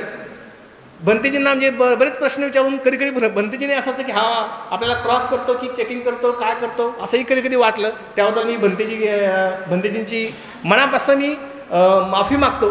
पण असं काही प्रश्न उद्देश होता. कारण जेव्हा मी पाप पुण्य, जेव्हा भंतेजीने आम्हाला पाप पुण्य सांगितलं, स्वर्ग नरक या कल्पना सांगितल्या, ह्या न मानणं ह्या कल्पना ज्या आहेत त्या मनाला अशा पटणाऱ्या नव्हत्या. पण भंतेजीने अतिशय सोप्या भाषेत पाप पुण्य काय हे सांगितलं. मला काय वाटायचं पाप म्हणजे काय, काहीतरी जीवनात काहीतरी पाप केलं आणि गंगेत काय आंघोळ करून आलं की सगळे पाप मुक्त आलो. पण असा अर्थ नाहीच आहे. हा अर्थ तर फार वेगळाच आहे. पाप म्हणजे काय, तुम्ही खोटं बोलले म्हणजे पाप, तुम्ही शिलाचं पालन केलं नाही म्हणजे तुम्ही पाप. शील म्हणजे काय, पंचशील, त्याचं पालन केलं नाही म्हणजे तुम्ही पाप. हे आपले जे कर्म जे आहेत, हे ज्या कर्माच्या आधारावर आपल्याला मग स्वर्ग नरक या कल्पना, हालाकी त्यातही माझा अजून या 14 दिवसामध्ये आमचा म्हणावा तसा अजून तो विषय पूर्ण आलेला नाही. जेव्हा केव्हा निश्चित पुढचं शिबिर लागेल त्यामध्ये मी सहभागी होईल. पण या सगळ्या गोष्टीवरती पुनर्जन्म असेल, माझा अजूनही पुनर्जन्म असेल किंवा काही गोष्टींवरती जे आहे अजूनही बंदीची मला फार, मी कालही बंदींची वेळ घेतलेली होती. पण पूर्ण असा या कार्यक्रमाचा भंतेजींचाही प्रचंड व्याप या पाठीमागं निश्चितपणे भंतेजींचा हा व्याप जो कमी करण्यासाठी मी तर म्हणेल की आपल्या प्रत्येक घरातनं एका व्यक्तीनं तरी भिक्खू झालं पाहिजे, एकानं तरी श्रामणेर शिबिरामध्ये सहभागी झालं पाहिजे, तर खऱ्या अर्थानं आपला धम्म जो आहे आपला धम्म घराघरात पोहोचेल. आणि भंतेजींनी जी काही, मी तर याला धम्मक्रांती म्हणेल. औरंगाबादमध्येच नाही, महाराष्ट्रामध्ये भंतेजी अखिल भारतीय महाराष्ट्र राज्याचे अध्यक्ष आहेत, भिक्खू संघाचे अध्यक्ष आहेत. हे फार मोठं आहे. आणि भंतेजींना काल मी मुद्दामून हा आमच्या भिक्खूमध्ये चर्चा झालेला बाहेर सांगावी की नाही मला माहिती नाही, त्याबद्दल मी भंतेजींची माफी मागतो. पण जेव्हा भिक्खू शिलज्योती यांनी गोयंका गुरुजींचं वचन त्यांनी सांगितलं आम्हाला सांगताना, पण त्यावरती भंतेजींनी आमच्यासमोरच भिक्खूंना सांगितलं की आपण बुद्ध वचनच सांगावं. ठीक आहे, गोयंका गुरुजींनी केलेलं काम मोठं असेल, महान असेल, पण आपण बुद्धपुत्र आहोत. या अर्थाने बुद्धांच्या वाणीतनं जे काही सूत्र आले, जे काही त्यांनी म्हणले ते आपण लोकांपर्यंत पोहोचवलं पाहिजे. तर खरा धर्म हा लोकांपर्यंत इतका काटेकोरपणा, इतका बारीक, त्यातले बारीक बारीक देखावे जे भंतेजी बघत असतात. आणि भंतेजींची या बाबतीत डिसिप्लिन खरंच फार म्हणजे मला फार भावली. मी म्हणेल की पुढचं आयुष्य जे आहे, मी उपासक म्हणून म्हणेल किंवा पाहिजे बाकी कोणत्या गोष्टीसाठी होईल, मी निश्चित धम्मासाठी काम करेल. नेहमी मी ते चौक्यामध्ये येईल, भंतेजी जे म्हणतील ते कार्य जे जसा वेळ मिळेल या सगळ्या गृहस्थ आश्रमातनं, सगळ्या आपल्या कामधंद्यातनं निश्चितपणे तो वेळ मी मोठ्या प्रमाणामध्ये देईल. आणि निश्चितपणे मी म्हणेल की अशी शिबिरं जे आहेत, आता भंतेजींनी एक कल्पना सांगितली की आता उपासिकांसाठी पण शिबिर घेणार आहेत वगैरे काय, हे सगळं. कारण मग तिथे मला भंतेजींची समानता दिसली. मला वाटलं मी अजून पुन्हा भंतेजींना प्रश्न मुद्दा मी शिबिरामध्ये केला, मी जे झाले ते सांगतोय, बाकी नाही.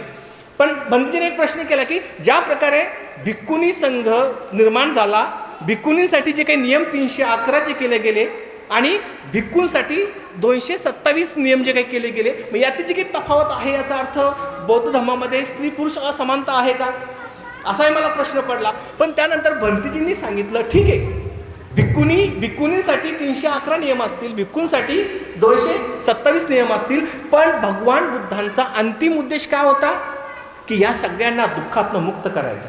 मग ती स्त्री असो वा पुरुष असो, हा विचार मला फार भावला. आणि म्हणून मी म्हणेल की खरंच भंतेजीकडनं शिकण्यासारखं भरपूर, आम्ही तर फार थोडं शिकलो. मी तर म्हणेल काय, एका आम्ही नखातल्या मळं एवढी जी काही असेल तेवढं आम्ही शिकलो असेल. अजून भरपूर काही शिकायचे, भरपूर काही वाचायचं आहे. भंतेजींनी फार आम्हाला गायडन्स केलं, तुम्ही मिलिम प्रश्न वाचा, तुम्ही बुद्ध अँड हिज धम्मा डिटेल्समध्ये वाचा, त्यातलं समजावून घ्या. हाले की या अगोदर थोडंसं वाचन झालं असेल, एवढं डिटेल्स वाचन यापुढं झालं नाही, पण निश्चितपणे या सगळ्या ग्रंथाचं वाचन करेल, अभ्यास करेल आणि भंतेजीकडे निश्चितपणे पुढचं ज्ञान घेण्यासाठी मी नक्की येईल. तशी भंतेजींनी मला पुढच्या भविष्यातमध्ये मला परवानगी, माझी जी काही विनंती आहे ती मान्य करावी. मी इथल्या विहारासाठी जेवढं माझ्या परीनं काय तन मन धनानं जेवढं काय करता येईल तेवढं करेल. आणि निश्चितच शहरामध्ये, जिल्ह्यामध्ये भंतेजींचे जे काही आपल्या धम्मप्रिय जे काही लोक जे आहेत, महिला आहे, उपासक उपासिका आहेत, त्यांचं संघटन करून हे कार्य भंतेजी जे पुढं चालवत आहेत त्याबद्दल खरंच भंतेजींचं मनापासून मी तर म्हणेल काय, त्यांना अभिवादन करेल, कोटी कोटी प्रणामही करेल. अभिनंदन म्हणण्या इतका शब्द आपण आपल्यासारख्या उपासकांनी वापरू नये, पण काय शब्द वापरावा मला कळत नाही. पण खरंच भंतेजींचं कार्य फार मोठं आहे. आपण सगळ्यांनी त्याला हातभार द्यावी. सगळ्या महिला ज्या काही भोजन देतात, नाश्ता करतात, याचं प्रमाणही मोठं वाढलं पाहिजे. तुम्ही आपलं प्रमाण वाढलं तर इथल्या शिबिरार्थींचं प्रमाण वाढेल, आणि इथल्या शिबिरार्थीतल्या मुलांचं प्रमाण वाढलं तर निश्चित आपल्या धम्माचा प्रचार आणि प्रसार जास्त होईल. हे सगळ्यांनी लक्षात या निमित्तानं ठेवावं अशी मी सगळ्यांना विनंती करतो. माझं काही चुकलं असेल निश्चित मी आदरणीय भंतेजी बोधीपालो महाथेरो, भरंत काश्यप थेरो यांनाही, भंतेजी यांना आणि शिलज्योती भंतेजी असेल, संघकीर्ती भंतेजी असेल, राहुल भंतेजी असतील, यांनी सगळ्यांनी आम्हाला, विनयशील भंतेजींनी आम्हाला चिवर, बऱ्याच वेळा आमची चिवर आतापर्यंत शेवटपर्यंत चिवर सुटायचं तरी भंतेजी यायचे आणि आम्हाला ते चिवर जे आहे ते घालून द्यायचे. मी इतकं त्यांनी कुठेच काय हे केलं नाही, काय त्याला आळसपणा केला नाही. या सगळ्यांचं खरंच मी आमच्या सगळ्यांतर्फे जे आहे, मी आमच्या श्रामणेर सगळ्यांतर्फे मी आभार मानतो आणि यांच्याविषयी आयुष्यभर कृतज्ञता मनात जी आहे ती कायम ठेवतो आणि माझे 2 पण थोडेसे लांबलेले मनोगत संपवतो. जय भीम, जय भारत. तथागत गौतम बुद्ध यांना त्रिवार पंचांग प्रणाम. आणि इथं बसलेले माझे भंतेजी आहेत ते उपाध्याय पूज्य भंते महाथेरो बोधीपालो आणि पूज्य भंते थेरो काश्यप आणि बाकीचे काही भंते आहेत त्यांचे नाव मला माहीत नाही तर तरी पण आणि यांना त्रिवार वंदन. जर तो देह तिथे झिजला नसता, डॉक्टर बाबासाहेब आंबेडकराबद्दल बोलतो, जर तो देह तिथे झिजला नसता तर आज हा देह इथे सजला नसता. जर तो देह तिथे झिजला नसता तर आज हा देह इथे सजला नसता. आणि म्हणूनच कोणीतरी पाटलाच्या बामणाच्या माडीवरती शेण काढ पूजला असता. एवढे असं डॉक्टर बाबासाहेब आंबेडकरांना त्रिवार वंदन. आणि मी काय जास्त बोलणार नाही फक्त एक छोटासा किस्सा आहे ते सांगतो. म्हणजे मी इथं श्रावण शिबिरला येणारच नव्हतो. आता माझा मित्र आहे, मित्र म्हणला तू जाय म्हणला श्रावण शिबिरला, श्रावण शिबिर आहे म्हणला. त्याच्यानंतर मग मी इकडं आलो तर इकडे येण्याचा उद्देशच नव्हता मला. पैसेच नाहीत, असंच नाही तसंच नाही म्हणलं. त्यांनी पैसे पण मला दिले आणि ड्रेस पण मला घेतला स्वतः आणि मला तू जाय म्हणला तिथं. मग मी आलो आणि एवढं बोलून मला 2 शब्द संपवतो. भगवतो अरहतो सम्मा संबुद्धस्स नमो तस्स भगवतो अरहतो सम्मा संबुद्धस्स नमो तस्स भगवतो अरहतो सम्मा संबुद्धस्स. बुद्ध, धम्म आणि संघ यांना त्रिवार वंदन करतो. लोकोत्तरा इंटरनॅशनल भिक्खू ट्रेनिंग सेंटरचे अध्यक्ष तसेच अखिल भारतीय भिक्खू संघाचे महाराष्ट्र प्रदेश अध्यक्ष, आमच्या श्रावणेर शिबिराचे उपाध्याय पूजनीय भदंत बोधिपालो महास्तवीर यांनाही वंदन. श्रावणेर शिबिराचे आचार्य भदंत काश्यप थेरो यांनाही वंदन. तसेच भंते विनयशील, भंते शीलज्योती, भंते राहुल, भंते संघकीर्ती, भंते उपाली आणि उपस्थित समस्त भिक्खू संघाला माझं त्रिवार वंदन. आणि आपण सगळे किमान म्हणजे सकाळच्या 8 वाजल्यापासून जवळजवळ इथं गर्दी सुरू होत आहे. तुम्ही 5 वाजल्यापर्यंत अजूनही तुम्ही जवळजवळ 200 लोक उपस्थित आहात. तुम्हाला सगळ्यांना माझा मैत्रीपूर्ण जय भीम. जेव्हा लोकोत्तरा इंटरनॅशनल भिक्खू ट्रेनिंग सेंटरमध्ये पहिलं शिबिर फक्त भिक्खू संघासाठी आयोजित केलं होतं. ते जे काही उपाधी सिनियर भिक्खू होते त्यांच्यासाठीच आयोजित केलं होतं. पण जे दुसरं शिबिर होतं ते मला वाटतं 2018च्या दरम्यान आयोजित केलं होतं मे महिन्यामध्ये. त्यावेळीसुद्धा मी माझा फॉर्म भरला होता, कारण अगोदरच मला थोडीशी विपස්සनेची पार्श्वभूमी आहे. 2-4 शिबिर अगोदर केलेले आहेत, पण ते गृहस्थ राहून केले होते. आणि म्हणजे की चीवर धारण करून रस्त्यावर भिक्षा मागताना तुम्हाला काय फील होतं हे माझ्या खूप दिवसापासून डोक्यात होतं. तर जेव्हा पहिली आमची चारिका मला वाटतं नवजीवन कॉलनी येनबारामध्ये पहिल्यांदा आमच्या हाती भिक्षाटन घेऊन जेव्हा रस्त्यावर उतरवलं आम्हाला, तेव्हा काहीतरी वेगळंच फील झालं. म्हणजे हे आम्ही कधीच पाहिलं नव्हतं, असं कधी बघितलेलं नाही आहे. घरी थोडीशी आंबेडकरी चळवळीची पार्श्वभूमी आहे, पण धम्माचंही थोडंसं पहिल्यापासूनच काही बीज आमच्या कुटुंबात आहेत. एक आमच्याच परिवारातील एक भिक्खू आहे. तर आमच्या चक्रनारायण कुटुंबापैकी आमच्या 3ऱ्या किंवा 4थ्या पिढीतला मी पहिला श्रामणेर सत्यदर्शी म्हणून मला भंतेजींच्यामुळं मला 14 दिवस भिक्खूचं जीवन जगता आलं. एक प्रसंग सांगतो इथला, की आदरणीय भदंत बोधिपालो महास्तवीर आम्हाला अतिशय संयत आणि सम्यक वाचेने आम्हाला त्यांनी सुत्तपठण सांगितले, धम्मदेसना दिली. त्याच्यापैकी आम्ही विहाराच्या बाहेरच्या जिथं असंच ग्रास आहे, भरलेला ग्रास, तिथं जेव्हा आम्ही बसलो तेव्हा मला स्वतःला असं फील झालं की पौर्णिमेच्या 4-5 दिवस अगोदर, दसऱ्याच्या अगोदर 1-2 दिवस अगोदर छोटीशी चंद्राची कोर होती. जसं रमजानमध्ये जे मुसलमान लोक आहेत ते शीरखुर्मा वगैरे बनवतात, त्याचा चंद्र जेव्हा दिसतो तेव्हा सगळ्यांना ते प्रसाद म्हणून वाटतात. तर तसं फील मी भंतेजींमध्ये बुद्ध बघत होतो आणि आजूबाजूचा परिसर मी श्रावस्ती अनुभवत होतो आणि समस्त भिक्खू संघ आम्ही भंतेजींची देशना ऐकत होतो, असं आम्हाला फील झालं. आणि भंतेजींकडून इतके काही चांगले विनय आम्हाला शिकता आले, जे आम्ही बाहेर राहून कधीच शिकलो नसतो. आमची भाषा बदलली, आमचं राहणीमान बदललं यांच्या भंतेजीच्या सानिध्यात राहून. भंतेजीच्या सानिध्यात राहून अजून एक गुण आमच्याला म्हणजे अजून एक तुम्हाला ॲडव्हान्स म्हणजे सांगू इच्छितो की भंतेजी म्हणजे काही पुरोहित नाहीत. आपण उपासक काय करतो, लग्न लावण्यासाठी भंतेजींना घेऊन जातो. तर भंतेजींनी त्याचा आदेश केलेला आहे, आम्हाला सांगितलेलं आहे, जो माणूस ज्यांनी पूर्ण वैराग्य धारण केलेला आहे, जो कुटुंबापासून दूर गेलेला आहे, तुम्ही लग्नामध्ये त्यांना कशासाठी बोलवता. अजून काय सांग बोल. माझा अनुभव असा आहे की सकाळी शिबिराचं शेड्यूल विपස්සनेसारखंच आहे, सकाळी 4 वाजता. तर मी काय ठरवलं होतं, कारण आम्ही सगळ्यांना आम्हाला सगळं कॉमन टॉयलेट वॉशरूम होतं. तर मी काय करतो, माझ्यासोबत अजून 1-2 भंतेजी राहायची. तर आम्ही 4 वाजता उठतो, आम्ही अगोदरच 3:30 वाजता उठायचो आणि 4 वाजता आम्ही रेडी होऊन खाली यायचो, म्हणजे बाकीच्या लोकांची सोय झाली पाहिजे त्या हिशोबाने. आणि घरी काय करतो आपण 7 वाजता उठतो किंवा 8 वाजता उठतो. इथं आम्ही मोजून 3:30 वाजता डॉट उठणार म्हणजे उठणार, आम्हाला काही बेलची गरज नव्हती, ॲटोमॅटिक माइंडसेट झालेला होता. आम्ही यायचो, सुत्तपठण करायचो, ध्यान शिकलो. ध्यानची एक पुढची स्टेप मी शिकलो, म्हणजे अगोदर 3-4 शिबिरं झालेले आहेत, सतीपठणसुद्धा झालेलं आहे. पण त्या विपස්සना शिबिरामध्ये आणि इथल्या भिक्खू ट्रेनिंग सेंटरच्या ध्यान साधनेमध्ये जमीन आसमानचा फरक आहे. त्याचं कारण असं आहे की तिथे आचार्य S.N. गोयंका यांचं ऑडिओ लावतात.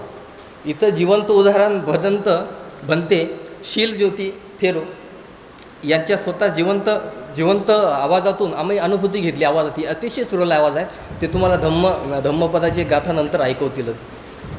आणि यापुढे मी भिक्खू संघाचा खूप खूप ऋणी आहे, पुढेही राहील आणि तुमच्या उपासकांचा सुद्धा खूप ऋणी राहील. विशेष म्हणजे आंबेडकर नगरचे आमचे बंधू नाव काय महेंद्र भाऊ सोनवणे, रवी भाऊ तायडे यांनी आमच्यासाठी जी मेहनत घेतली, म्हणजे की आमची जी टीचिंग शिकलो, हा शब्द एक राहिला माझ्याकडनं सांगण्यासाठी. ही थाई टीचिंग शिकलो आम्ही, थाई भिक्खूची ट्रेनिंग.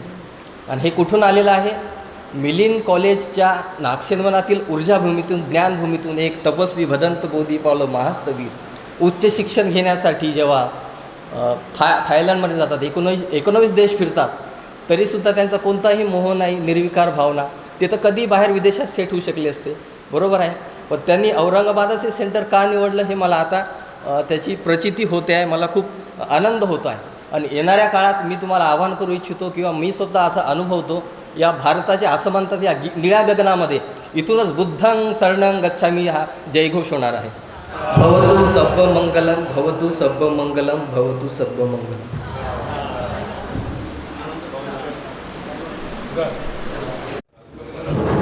अखिल विश्वाला शांतीचा संदेश देणारे महाकारुणिक तथागत भगवान गौतम बुद्ध, सम्यक संबुद्ध यांच्या चरणी नतमस्तक होऊन त्यांना त्रिवार अभिवादन करतो. ज्यांनी आम्हाला आमच्या अस्मितेची जाणीव करून दिली. आम्ही गुलाम आहोत, गुलामीची जाणीव करून दिली आणि गुलामीही राजापर्यंत जाऊ शकतो अशी शिकवण दिली. असे महामानव तुमचे आमचे उद्धारकर्ते, महामानव, महानायक, विश्वभूषण, विश्वरत्न, बोधिसत्व, परमपूज्य बोधिसत्व डॉक्टर बाबासाहेब आंबेडकर यांच्या नतमस्तक होऊन त्यांना सुद्धा त्रिवार अभिवादन करतो. व भिक्षू संघ आंतरराष्ट्रीय लोकोत्तरा महाविहाराचे अध्यक्ष आमचे उपाध्याय भदंत बोधीपालू महास्तवीर यांना सुद्धा त्रिवार अभिवादन करतो. तसेच लोकोत्तरा महाविहाराचे इंटरनॅशनलचे सचिव भदंत काश्यपजी यांना सुद्धा त्रिवार अभिवादन करतो. व भदंत शीलज्योती, विनयशील भंते राहुल, भदंत संघकीर्ती यांना सुद्धा नमन करतो. व मी आता 2 शब्द बोलतो. मी माझा थोडा अनुभव सांगतो इथला. मी ज्यावेळेस आलो मी इथं, तर त्यावेळेस माझ्या मनामध्ये म्हणजे मी अटेंड करण्याचा माझा एकच हेतू होता की मला म्हणजे माझ्या मनात थोडा राग होता, थोडा द्वेष होता, थोडा म्हणजे काय म्हणतो आपण अहंकार होता आणि थोडं चिडचिड व्हायची मला, कारण की मी कॉलेजला जायचो आणि मग ती मित्राकडून किंवा घरच्याकडून प्रत्येकालाच आपल्या व्यावहारिक जीवनामध्ये थोडं हे होते ना. तर मग याच्यासाठी याकरिता इथं 7 तारखेला श्रामणेर शिबिर आयोजित केलं होतं. मग मी फॉर्म भरला इथे येऊन आणि म्हणलं आता इथे आल्यावर थोडी शांती मिळेल आणि त्यातल्या त्यात पुन्हा इथं सांगितलं होतं की ज्यावेळेस श्रामणेर शिबिर होते त्याच्यामुळे वैशिष्ट्य दिली होती की इथे बौद्ध धम्माचं ज्ञान मिळणार आहे, सुत्त पठण घेण्यात येणार आहे, वंदना घेण्यात येणार आहे आणि जागतिक लेवलचा बौद्ध धम्माचा इतिहास इथे शिकवण्यात येणार आहे. या हेतूकरता मी इथं आलो होतो. आणि मी ज्यावेळेस माझ्या गृहस्थी जीवनामध्ये होतो त्यावेळेस मी उशिरा उठणे, अभ्यास कधी करणे कधी न करणे, पण इथं मी ज्यावेळेस आलो त्यावेळेस 4लाच उठणे आणि 4 ते 4:30 पर्यंत सगळं आवरणे आणि 5ला 5 मिनटं बाकी असताना बुद्धविहारात जाणे आणि प्रथम तिथे जाऊन मेडिटेशन करणे अर्धा ते पाऊण तास, नंतर धम्मवंदना सुत्तपठण आणि नंतर वंदना व्हायची. तर मग इथं मी शिकलो काय, तर इथं मी ज्यावेळेस आपण गृहस्थ जीवनामध्ये असतो भदंत बोधिपालू महाथेरोजी हे जे थायलंड देशामध्ये म्हणजे त्यांचं शिक्षण इथं झालं आहे मिलिंद कॉलेजमध्ये आणि त्यांनी बौद्ध धर्माचा अभ्यास चिकित्सिक अभ्यास जो केला थायलंडमध्ये केला आहे. आणि मग त्यांनी आम्हाला सांगितलं की आपलं आचरण कसं असायला पाहिजे, आपलं शील जोपासलं कसं पाहिजे, आपण पंचशील ग्रहण कसं केलं पाहिजे. प्रत्येक आपण आपल्या व्यवहारिक जीवन जगत असताना पंचशील ग्रहण करतो पण त्याचं आचरण करत नाही. पानाती पाता वेरमणी सिक्खापदन समाधी आहे. पाना म्हणजे प्राण असलेला, ती पाता म्हणजे नष्ट करणारा म्हणजे प्राण्याची हत्या करणारा. हे आम्हाला म्हणजे याच्या अगोदर मी वंदना घ्यायचो, 14 एप्रिल असेल, 6 डिसेंबर असेल, बुद्ध पौर्णिमा असेल, यावेळेस आम्ही वंदना घ्यायचो पण याचा आम्हाला अर्थ माहीत नव्हता. तर इथं आम्ही शील शिकलो, आचरण शिकलो, बुद्ध धर्माचा इतिहास शिकलो आणि भगवान आणि ज्या भिक्षू जीवनाच्या ज्या अवस्था असतात, स्त्रोतापदी अवस्था, अनागामी अवस्था आणि समुद्रगामी अवस्था आणि शेवटी असते अनंत. आणि इथून आम्हाला एवढं ज्ञान देण्यात आलेलं आहे, भरपूर ज्ञानाचा स्रोत इथून आम्हाला मिळालेला आहे. आणि ज्यावेळेस समजा आपली एकाग्र शक्ती म्हणजे आपण एकाग्र राहत नाही किंवा आपली चिडचिड होते, त्यावेळेस त्यांनी आम्हाला मंत्रसुद्धा दिलेत काही बौद्ध धर्माचे बौद्ध धर्माचे मंत्र दिलेले आहेत त्यांनी आम्हाला. काय आपल्याला समजा भीती वाटत असेल तर सुत्तपठण करायचं, एकाग्र शक्ती वाढवायची असेल, मैत्री भावना जर प्राण्याशी करायची असेल तर सुत्तपठण केलं पाहिजे असं आम्हाला भंते विनय शिवज्योतीकडून मिळाले आहे. ते स्वतः ताडोबाच्या जंगलात म्हणजे ताडोबाचं जंगल हे वाघासाठी प्रसिद्ध आहे. ते स्वतः तिथे ध्यान साधना करायचे वाघाच्या जंगलामध्ये. तिथं सर्प, वेगवेगळे 11 प्राणी आणि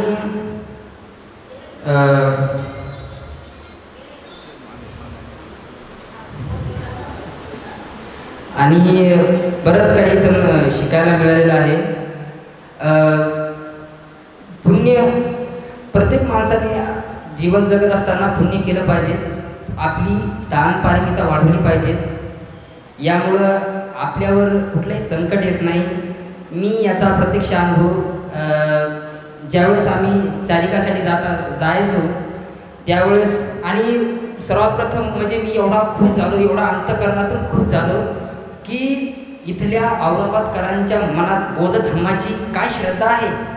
अरे बापरे, ज्यावेळेस आम्ही देशना चालिकासाठी गेलो होतो त्यावेळेस ती गाथा म्हटली जायची असं म्हणायची आणि आमच्यावर फुलं उधळायचे गाथा म्हटली जायची. सुपटी पन्नो भगवतो सावक संगो उजीपटी पन्नो. सुपटी पन्नो भगवतो सावक संगो का म्हणतात? भगवान बुद्धाचा संघ हा सुमार्गावर आळून चाललेला भगवान बुद्धाचा संघ. उजीपटी भगवतो सावक संघ म्हणजे काय? योग्य मार्गावर भगवान बुद्धाचा चाललेला संघ. न्यायपटी पन्नो भगवतो सावक संघ म्हणजे न्याय देणारा भगवंताचा संघ. अशी आम्ही आणि पहिलाच आनंद मला असा मिळाला कारण की याच्या अगोदर मी कधी श्रामण झालो नव्हतो आणि मला एवढं काशाय वस्त्र पावन वस्त्र भगवान बुद्धाचं प्रतीक त्यागाचं प्रतीक मला इथे परिधान करण्याचं चान्स मिळाला. आणि एकंदरीत असं मला म्हणजे वाटते नाही ते खरंच झालं आहे की आता माझ्या मनातील राग द्वेष जे अहंकार जे होता तो म्हणजे पूर्णतः नष्ट झालेला आहे. आणि ज्यावेळेस तिथं आणि भिक्षू संघाचं सगळ्यात मोठं कार्य म्हणजे भिक्षू आपण ज्यावेळेस दान देतो त्यावेळेस आपली दानपारिता वाढत असते आणि आपल्याला पुण्य मिळण्यासाठी भिक्षू संघ हे आशीर्वाद देत असतात आपल्याला पुण्य मिळवण्यासाठी. आणि आपले जसे कर्म असतात आपण तसं घडत जातो आपल्या. आणि इथला जो अनुभव आहे तो म्हणजे मी बरंच शिकायला मिळालं. मला इथं स्वतःचं शील कसं आपलं आचरण कसं असलं पाहिजे, आपण चाललं कसं पाहिजे, आपण बोललो कसं पाहिजे, आपल्या मनात चेतना कशी असली पाहिजे, कुशल कर्माची चेतना असली पाहिजे की अकुशल कर्माची चेतना असली पाहिजे. कुशल कर्मानेच आपले जीवन सुखी होते आणि जीवनाचा आनंद मिळतो, सुख प्राप्त होते. आणि एवढं सगळी संधी मला मिळाली आहे म्हणून मी भिक्षू संघाचा म्हणजे धन्यवाद मानतो आणि मी माझे 2 शब्द इथे संपवतो.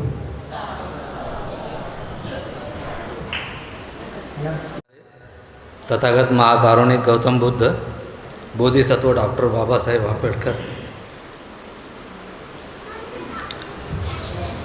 ॲक्च्युली मी कधी बोललो नाही, फर्स्ट टाईम आहे माझा. तर मी एक सांगू इच्छितो की इथं ज्यावेळेस मी आलो तर मनात जे काही राग द्वेष मोह माया जे काय होतं ती पूर्ण माझी नष्ट झालेली.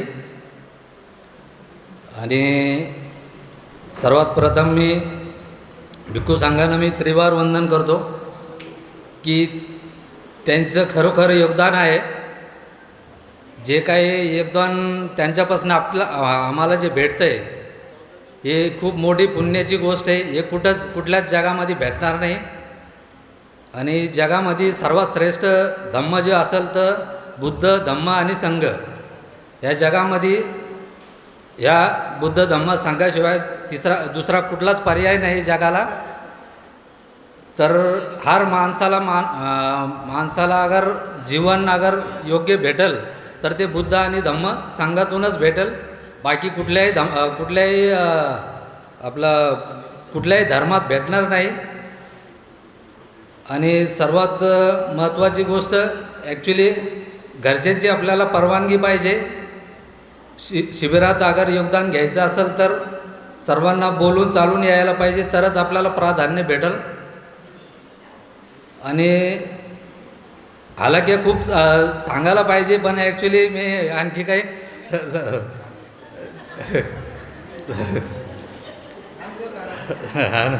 नाही अनुभव तर ॲक्च्युली म्हणजे ॲक्च्युली कधी आपण म्हणजे जो आळस होता तो आळस पूर्ण 100% शरीरातून निघून गेलेला आहे. आणि ॲक्च्युली व्यसन वगैरे जे काय होतं तंबाखू सिगारेट जे काय दारू वगैरे जे काय होती हे पूर्ण नष्ट पूर्ण म्हणजे मनातूनच निघून गेलेली सर्व जे काय. आणि हर घरातल्या माणसाने प्रत्येक व्यक्तीनं शिबिरात योगदान घ्यायला पाहिजे. तरच बुद्ध धम्म संघाची ताकद वाढेल. आणि ॲक्च्युली हर घरातल्या माणसाने बुद्ध धम्म संघाची ही ताकद वाढवायलाच पाहिजे. कारण का या जगामध्ये सर्वात श्रेष्ठ बुद्ध आणि धम्म संघ हाच धम्म आहे. बाकी जगात कुठलाच धम्म नाही. तर हर उपासिकांना माझी विनंती की हर घरातल्या व्यक्तींना लहान 7वी ते 8वी 7 वर्षाचा किंवा 7 वर्षापासून जे मूल आणि मुलगी जे राहते त्यांना आपण शिबिरात योगदान द्यायलाच पाहिजे. तरच तुमच्या जीवनाचं कल्याण होईल.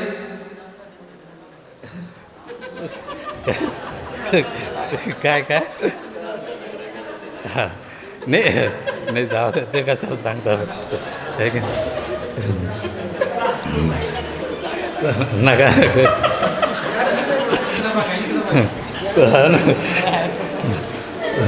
सर्वात महत्त्वाचे शीलज्योती भंते यांचे खूप आमच्यावर धन्यवाद. त्यांनी आम्हाला खूप म्हणजे गोड आवाजात खूप काही शिकवलेलं आहे. आणि आम्हाला तर असं बार वाटतं की आम्ही जायलाच नाही पाहिजे इथून. पण ॲक्च्युली काही दिवस घरून जाऊन येणं आहे. आणि मला तर असं वाटतं पूर्ण आयुष्य आपण इथंच द्यायला पाहिजे. तरच जीवनाचं कल्याण होईल. नाही तर काही खरं नाही, बाहेर राहून काही उपयोग नाही. पूजनीय बोधीफालो महाथेरो यांना त्रिवार वंदन. काश्यप भंते महासचिव भिक्खू संघ यांना त्रिवार वंदन. ॲक्च्युली मी आतापर्यंत भाषण वगैरे कधीच केलं नाही स्टेजवरती. चालेल, मी सर्वांचं धन्यवाद करतो. नमो बुद्धाय, नमो जय भीम.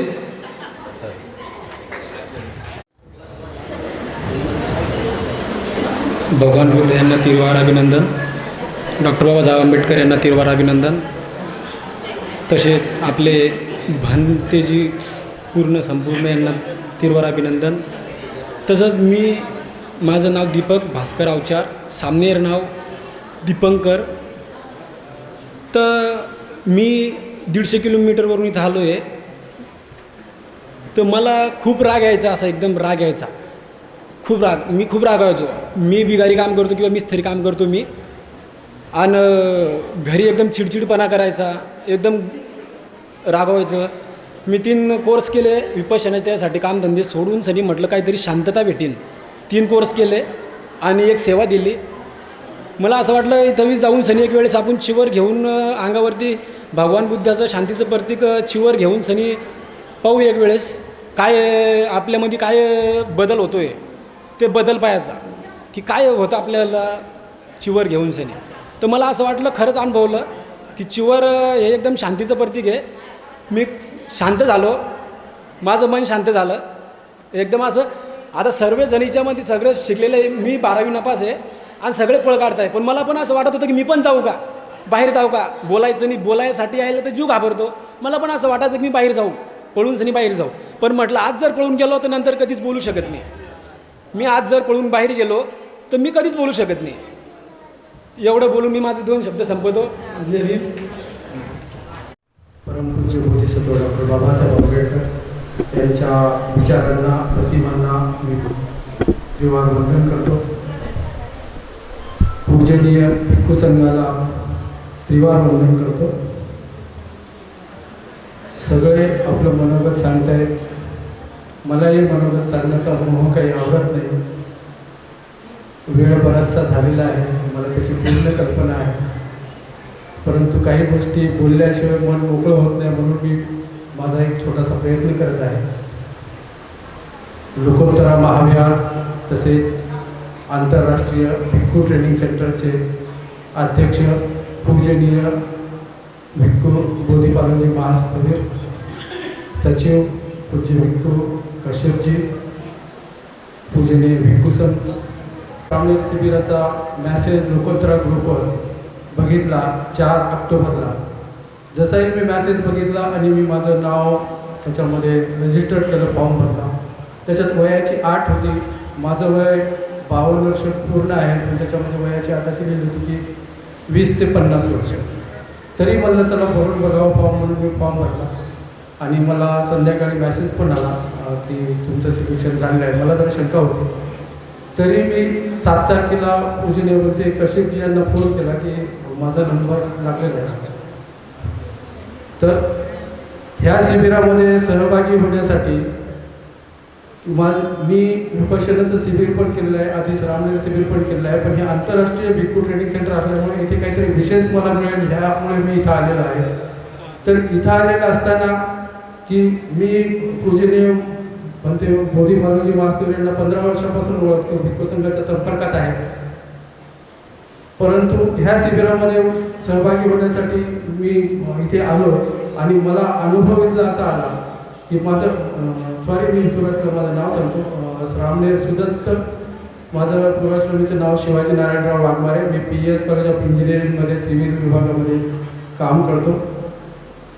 तर ह्या शिबिरामध्ये मी आलो तर माझा अनुभव इथला असा आहे की पूजनीय बोधीपालजी महाराज यांची जी तळमळ आहे, बुद्ध धम्म आणि संघावर ही श्रद्धा उत्पन्न झाली पाहिजे आणि इथून प्रशिक्षित होऊन गेलेला श्रामणेर किंवा उपासक घरी गेल्यानंतर उपासक त्याची बुद्ध धम्म संघावर अतिशय दाट अशी श्रद्धा दडली पाहिजे आणि बुद्ध धम्म संघाचा प्रसार झाला पाहिजे ही त्यांची भावना आहे.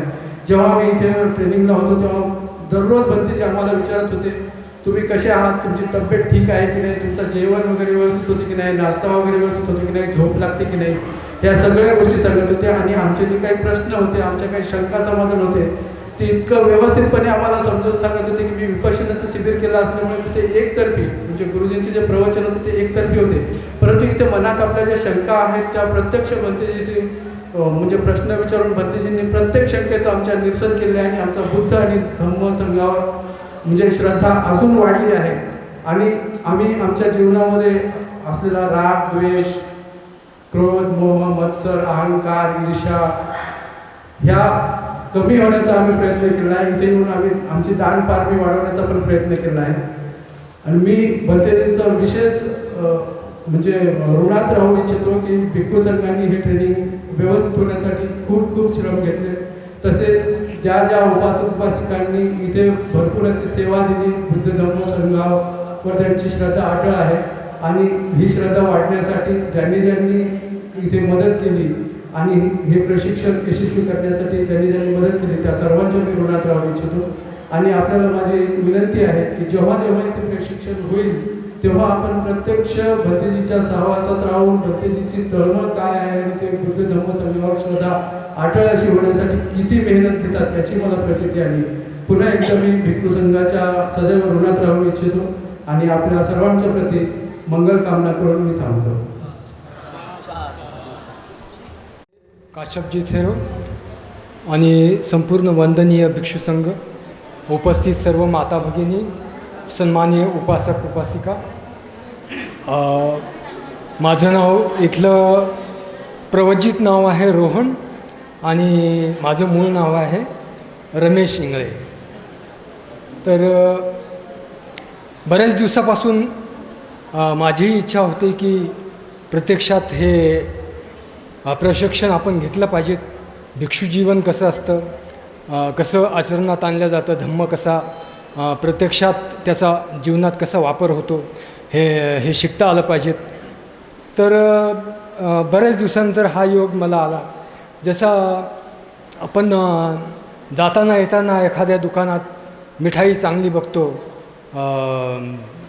तिची कल्पना करतो फक्त, पण ती घेण्याचा योग येत नाही, खाण्याचा योग येत नाही. पण यावेळेस मात्र काही असेल पुण्यकर्म म्हणून हा योग मला प्राप्त झाला आणि इथे या 14 दिवसात बऱ्याचशा गोष्टीचा उलगडा झाला, बरंच काही शिकता आलं. बरंच धम्मपालनाबाबत ज्या काही शंका कुशंका होत्या, अगदी गंभीर स्वरूपांच्या होत्या त्या, तर त्याचाही उलगडा झाला. आणि एक धम्मपालनामध्ये एक युनिफॉर्मिटी यावी, कोणताही विस्कळीतपणा नसावा, हे इथं शिकता आलं. आणि ही गोष्ट फार झपाट्यानं समाजात पोचली पाहिजे अशी माझी इच्छा आहे, अशी मी ती पोचली पाहिजे अशी मंगल कामना करतो. आणि बराचसा बदल वाटला, बराचसा आनंद वाटला. मी यूट्यूबवर बघायचो भिक्षू जीवन, ते चारिका करायचे, आपले विहार साफसफाई करायचे. तर मी असा विचार करायचो की माझ्याही अंगावर चिवर असलं पाहिजे, मी एखादं विहार झाडझूड केली पाहिजे, झाडझुडपं लावले पाहिजेत.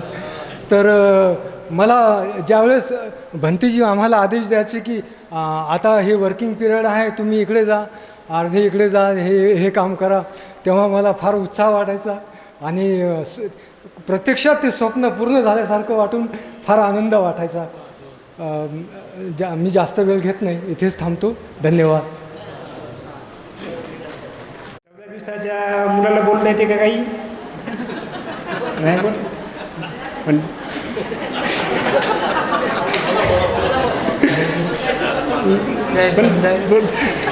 14 दिवसाच्या बाळाला काही बोलता येत नाही, पण आता नेहमीसाठीच मी भिक्खू इथंच राहणार आहो.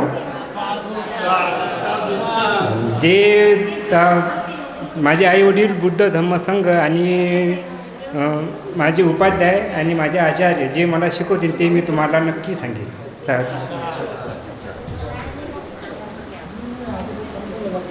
आदरणीय बोधीपालू महास्तवीर आचार्य आदरणीय काश्यपजी थेरो या सर्वांना त्रिवार वंदन. जे बाकीचे भिक्खू संघांना माझं त्रिवार वंदन असो. आणि हे जे श्रामणेरमधून आता उपासक झालेले आहेत यांनी खरोखर एकदम म्हणजे कष्टानं म्हणजे हे काशाय वस्त्र म्हणजे परिधान करून आणि आता परत ते गृहस्थी जीवनात जात आहेत. यांनी जो अनुभव घेतला आणि इथं जो मी सुद्धा अनुभव घेत आहे, आपल्या या सर्व जेवढे काही उपासक आहेत, आपल्या ज्या माता भगिनी किंवा पुरुष मंडळी, या सर्वांना अशी माझी कळकळीची विनंती आहे की हे जे काशाय वस्त्र त्यागाचं प्रतीक, ज्ञानाचं प्रतीक, हे आपण सर्वांनी अनुभवलं पाहिजे. आता मी ॲक्च्युली अगदी इंडियन नेव्हीमध्ये होतो. इंडियन नेव्हीमधून रिटायर झाल्यानंतर ट्रेझरीमध्ये होतो. माझं पूर्वाचं नाव तेजराव गवई आणि आता माझं नाव 30 वंश. तर हा जो अनुभव आहे, हा अनुभव म्हणजे आपण ज्यावेळेस म्हणजे इथं आल्यानंतर आपल्याला जगातील जे करोडो रुपये जरी खर्च केले तरी आपल्याला असं ज्ञान कुठंही मिळणार नाही. आणि आम्ही जे आता अनुभव घेत आहे, आता ॲक्च्युली चिवर काढण्याचा म्हणजे दिवस होता, परंतु मला एवढं इथं म्हणजे प्रफुल्लित, आनंदित आणि महत्त्वाचं म्हणजे ज्ञानाचं भंडार इथं भरलेलं आहे. आणि या ज्ञानाचं भंडार आपण सुद्धा हे लुटण्यासाठी आपण पूर्ण ह्या औरंगाबादच्या या पूर्ण जनतेने आपले जे उपासक आहेत, उपासिका आहेत, बालक म्हणजे जे काही आपले कोणाचे पती, कोणाचे भाऊ, कोणाचा मुलगा, या सर्वांनी या करोडो ज्ञानाच्या संपत्तीचा आपण पुरेपूर फायदा घेतला पाहिजे. या काशाय वस्त्रामध्ये मी आता जवळजवळ मी स्वतःहून भंतेजींना फोन केला होता मला चिवर घ्यायचं. तर मी एकटाच म्हणजे मागच्या मला 1 महिना होऊन गेलेला आहे आणि चिवर घ्यायचं. तर हा चिवरचा जो अनुभव आहे खरोखर म्हणजे याचा आनंद व्यक्त करता येत नाही. आणि हे ज्ञानाचं जे प्रतीक आहेत म्हणजे भंते म्हणजे जवळजवळ त्यांना म्हणजे पूर्ण जगाचा अभ्यास करून ज्ञानार्जन करून इथं म्हणजे ते स्वतः तर कळकळीने शिकवतात. म्हणजे आपल्या श्रामणेरांना विचारतात की बाबा आपण जेवण केलं का, आपण इथं काही समस्या आहे का, तुम्हाला काही इथं करमतं का, कोणाचं काही दुखतं का, म्हणजे एवढी ते काळजी घेतात. डॉक्टरला इथं बोलून औषध गोळ्या देऊन म्हणजे एवढी सेवा खरोखर म्हणजे जे आपले आता समजा आपले बुद्ध हे सर्व म्हणजे शरण येणारं स्थान आहेत, परंतु आपले हे जे माझे उपाध्याय बोधीपालो महास्तवीर यांनी इथं म्हणजे एवढी या 14 दिवसापासून ते बिलकुल म्हणजे आम्ही ज्या वेळेस त्यांच्या रूमकडे बघतो तर लाईट चालू असतो. म्हणजे त्यांचं लिखाण, त्यांचा अभ्यास, त्यांचं म्हणजे आता जेव्हापासून आम्ही त्यांना ओळखतो 1996 पासून तर आता 2021पर्यंत त्यांचं कार्य म्हणजे ते त्यांच्या रक्तामध्ये, त्यांच्या ह्याच्यामध्ये म्हणजे एवढं आत्मीयता आहे त्यांची की त्यांनी हे औरंगाबादच का निवडलं. म्हणजे आपण म्हणजे आपण खूप खूप भाग्यवान आणि पुण्यवान आहात की या औरंगाबाद या म्हणजे शहराच्या जवळच हे आपलं आंतरराष्ट्रीय भिक्खू ट्रेनिंग स्कूल आपल्याला लाभलेलं आहे. आणि आपण या भिक्खू ट्रेनिंग स्कूलचा पुरेपूर फायदा घ्यावा अशी माझी सर्वांना कळकळीची विनंती आहे. एवढं बोलून मी माझं ताकद आहे ऐकण्याची पण इच्छा नाही. तर माणसाने कोणताही धम्म प्रसन्न मनाने शांत चित्ताने आणि अतिशय श्रद्धायुक्त चित्ताने ऐकला तर त्याचा फायदा होतो. घाई गडबडीमध्ये, जाण्याच्या चिंतेमध्ये, मनाच्या द्विधावस्थेमध्ये, गोंधळलेल्या वातावरणामध्ये आपण धम्म ऐकला तर तो कल्याणकारी होत नाही, लाभदायी होत नाही. तर त्यामुळे वेळेचं आपण बघत आहोत किती 5:30 वाजले, 5:30 वाजले. 6 वाजले. ठीक आहे. सकाळपासून तुम्ही इथे आहात, बंदची लोकही येथे आहेत सकाळपासूनच. बिजी सगळं शेड्यूल आहे. तर आता तुम्हाला जास्त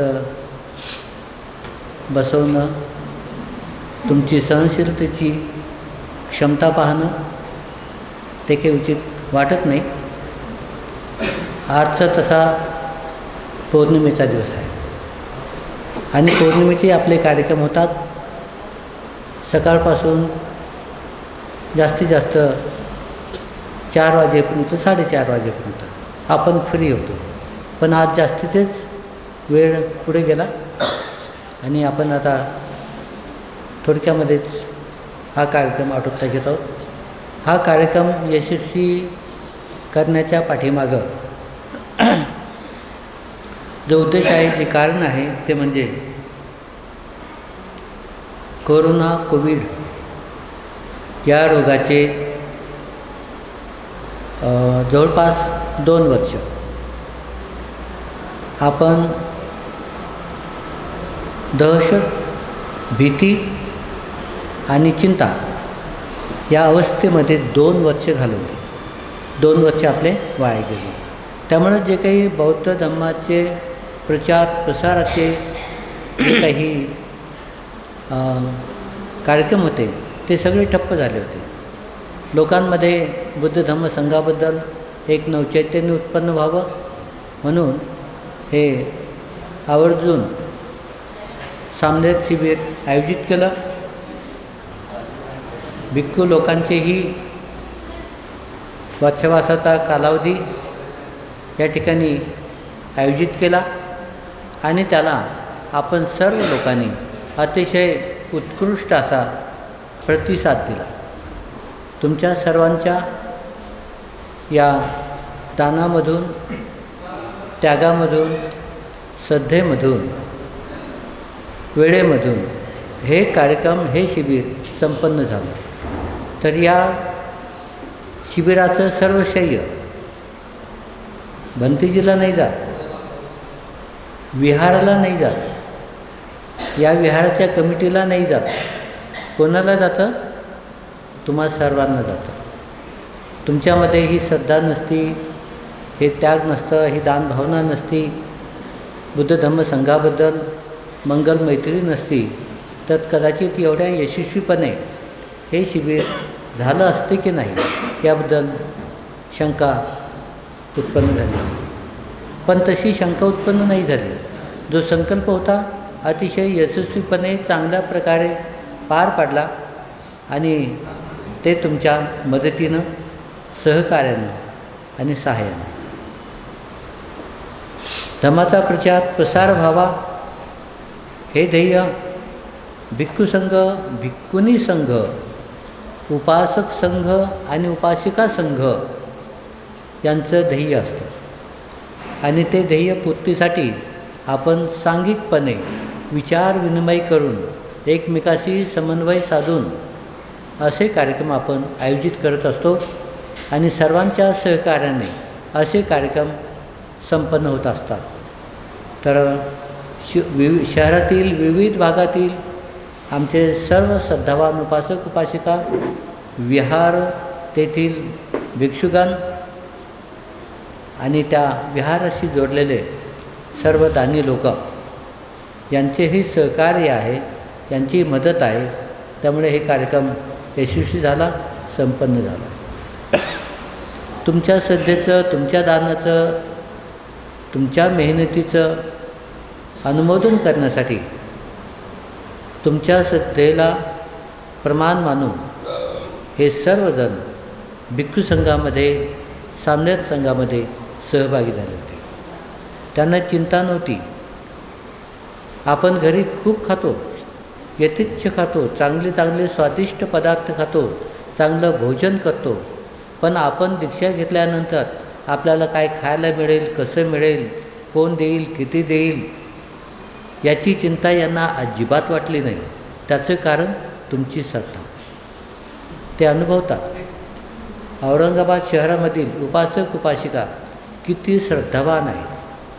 आता एक सामने बोलताना त्यांनी व्यक्त केलं की औरंगाबादमधील उपासक उपासिका एवढे श्रद्धावान असतील असं त्यानं कल्पनाही नाही केली.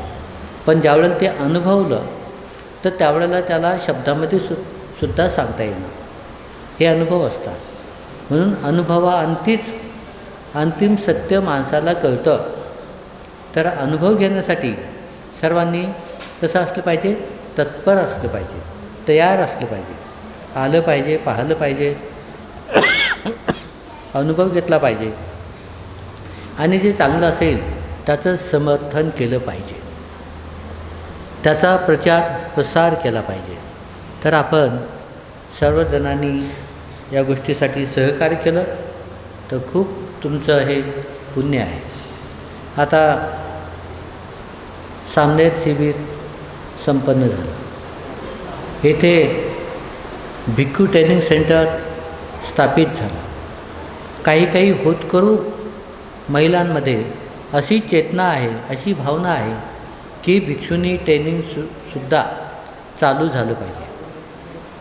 भिक्षुणी ट्रेनिंगसुद्धा चालू झालं पाहिजे. सामनेरी शिबिरही चालू झालं पाहिजे. तर याच्यासाठी काही उपासिका मुंबईवरून इथे आल्या. त्यांनी विनंती केली की भंतेजी, जसं तुम्ही भिक्षू लोकांचं ट्रेनिंग सेंटर चालू केलेलं आहे तसं भिक्षुणीसाठी सुद्धा ट्रेनिंग सेंटर चालू करा आणि त्यांनासुद्धा संधी द्या धम्म आचरण करून दुःखमुक्त होण्याची. आणि वास्तविक पाहतात ही खरोखर काळाची गरजही आहे. बुद्धाचा काळ वेगळा होता, आताचा काळ थोडासा वेगळा आहे, पण गरज आहे.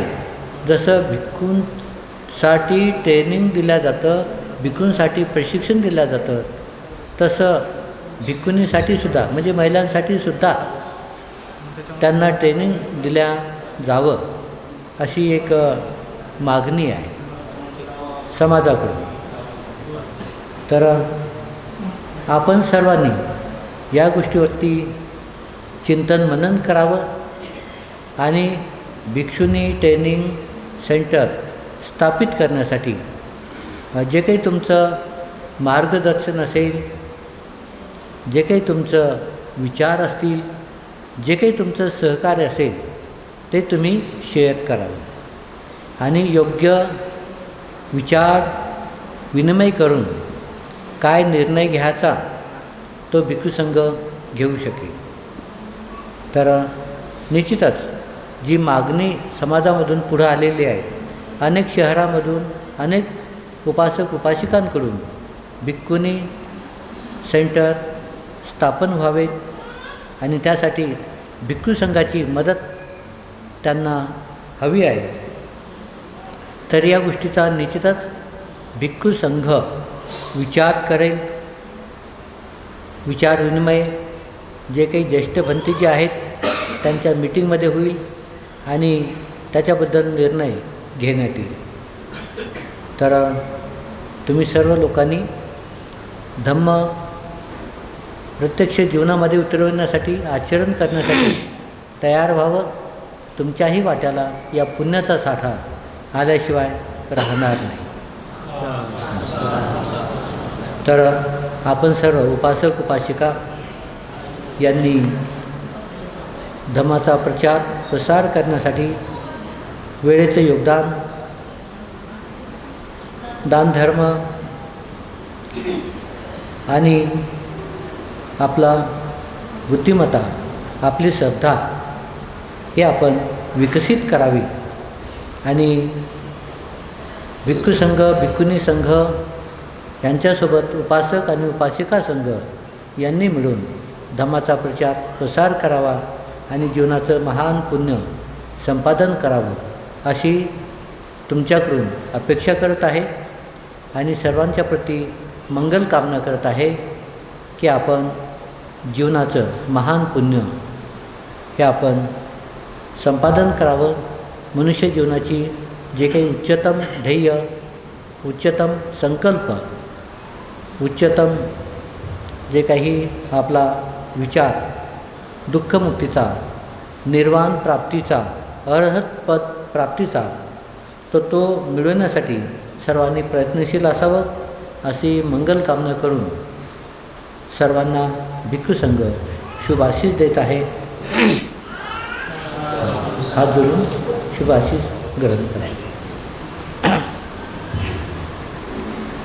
दुःखपत्ताचनी दुःखा भयपत्ताचनी भया शोकपत्ताचनी शोका पुन्तु सभ्येऽपि पाणिनो एतावता च अम्मेहि सम्मतं तुय्यसम्पदं सभ्ये देवा अनुमोदन्तु सर्वसम्पत्तिसिद्धिया दानं ददन्तु सत्तायं शीलं रक्षन्तु सर्वदा भावनाभिर्ता हन्तु गच्छन्तु देवता गता सभ्ये बुद्धा बलपत्ता पच्चेकानं च यं बलम् अरहन्तानं च तेजेन रक्षं वन्दामि सर्वसो आकाशठा च भूमठा देवा नागा महेन्दिका प्रियन्तम् अनुमोदित्वा चिरं रक्षन्तु बुद्धशासनम् आकाशठा च भूमठा देवा नागा महेन्दिका प्रियन्तम् अनुमोदित्वा चिरं रक्षन्तु बुद्धशासनम् आकाशठा च भूमठा देवा नागा महेन्दिका प्रियन्तम् अनुमोदित्वा चिरं रक्षन्तु धम्मदेशनम् आकाशठा च भूमठा देवा नागा महेन्दिका प्रियन्तम् अनुमोदित्वा चिरं रक्षन्तु त्वं परन्ति सभीतियो विवर्जन्तु सर्वरोगो विनश्यतु माते भवन्त्वन्तरायो सुखी दीर्घायुको भव अभिवादनशीलेश नित्यं वर्धापचायिनो चत्तारो धम्मा वर्धन्ति आयुवन्नो सुखं वदन्ति.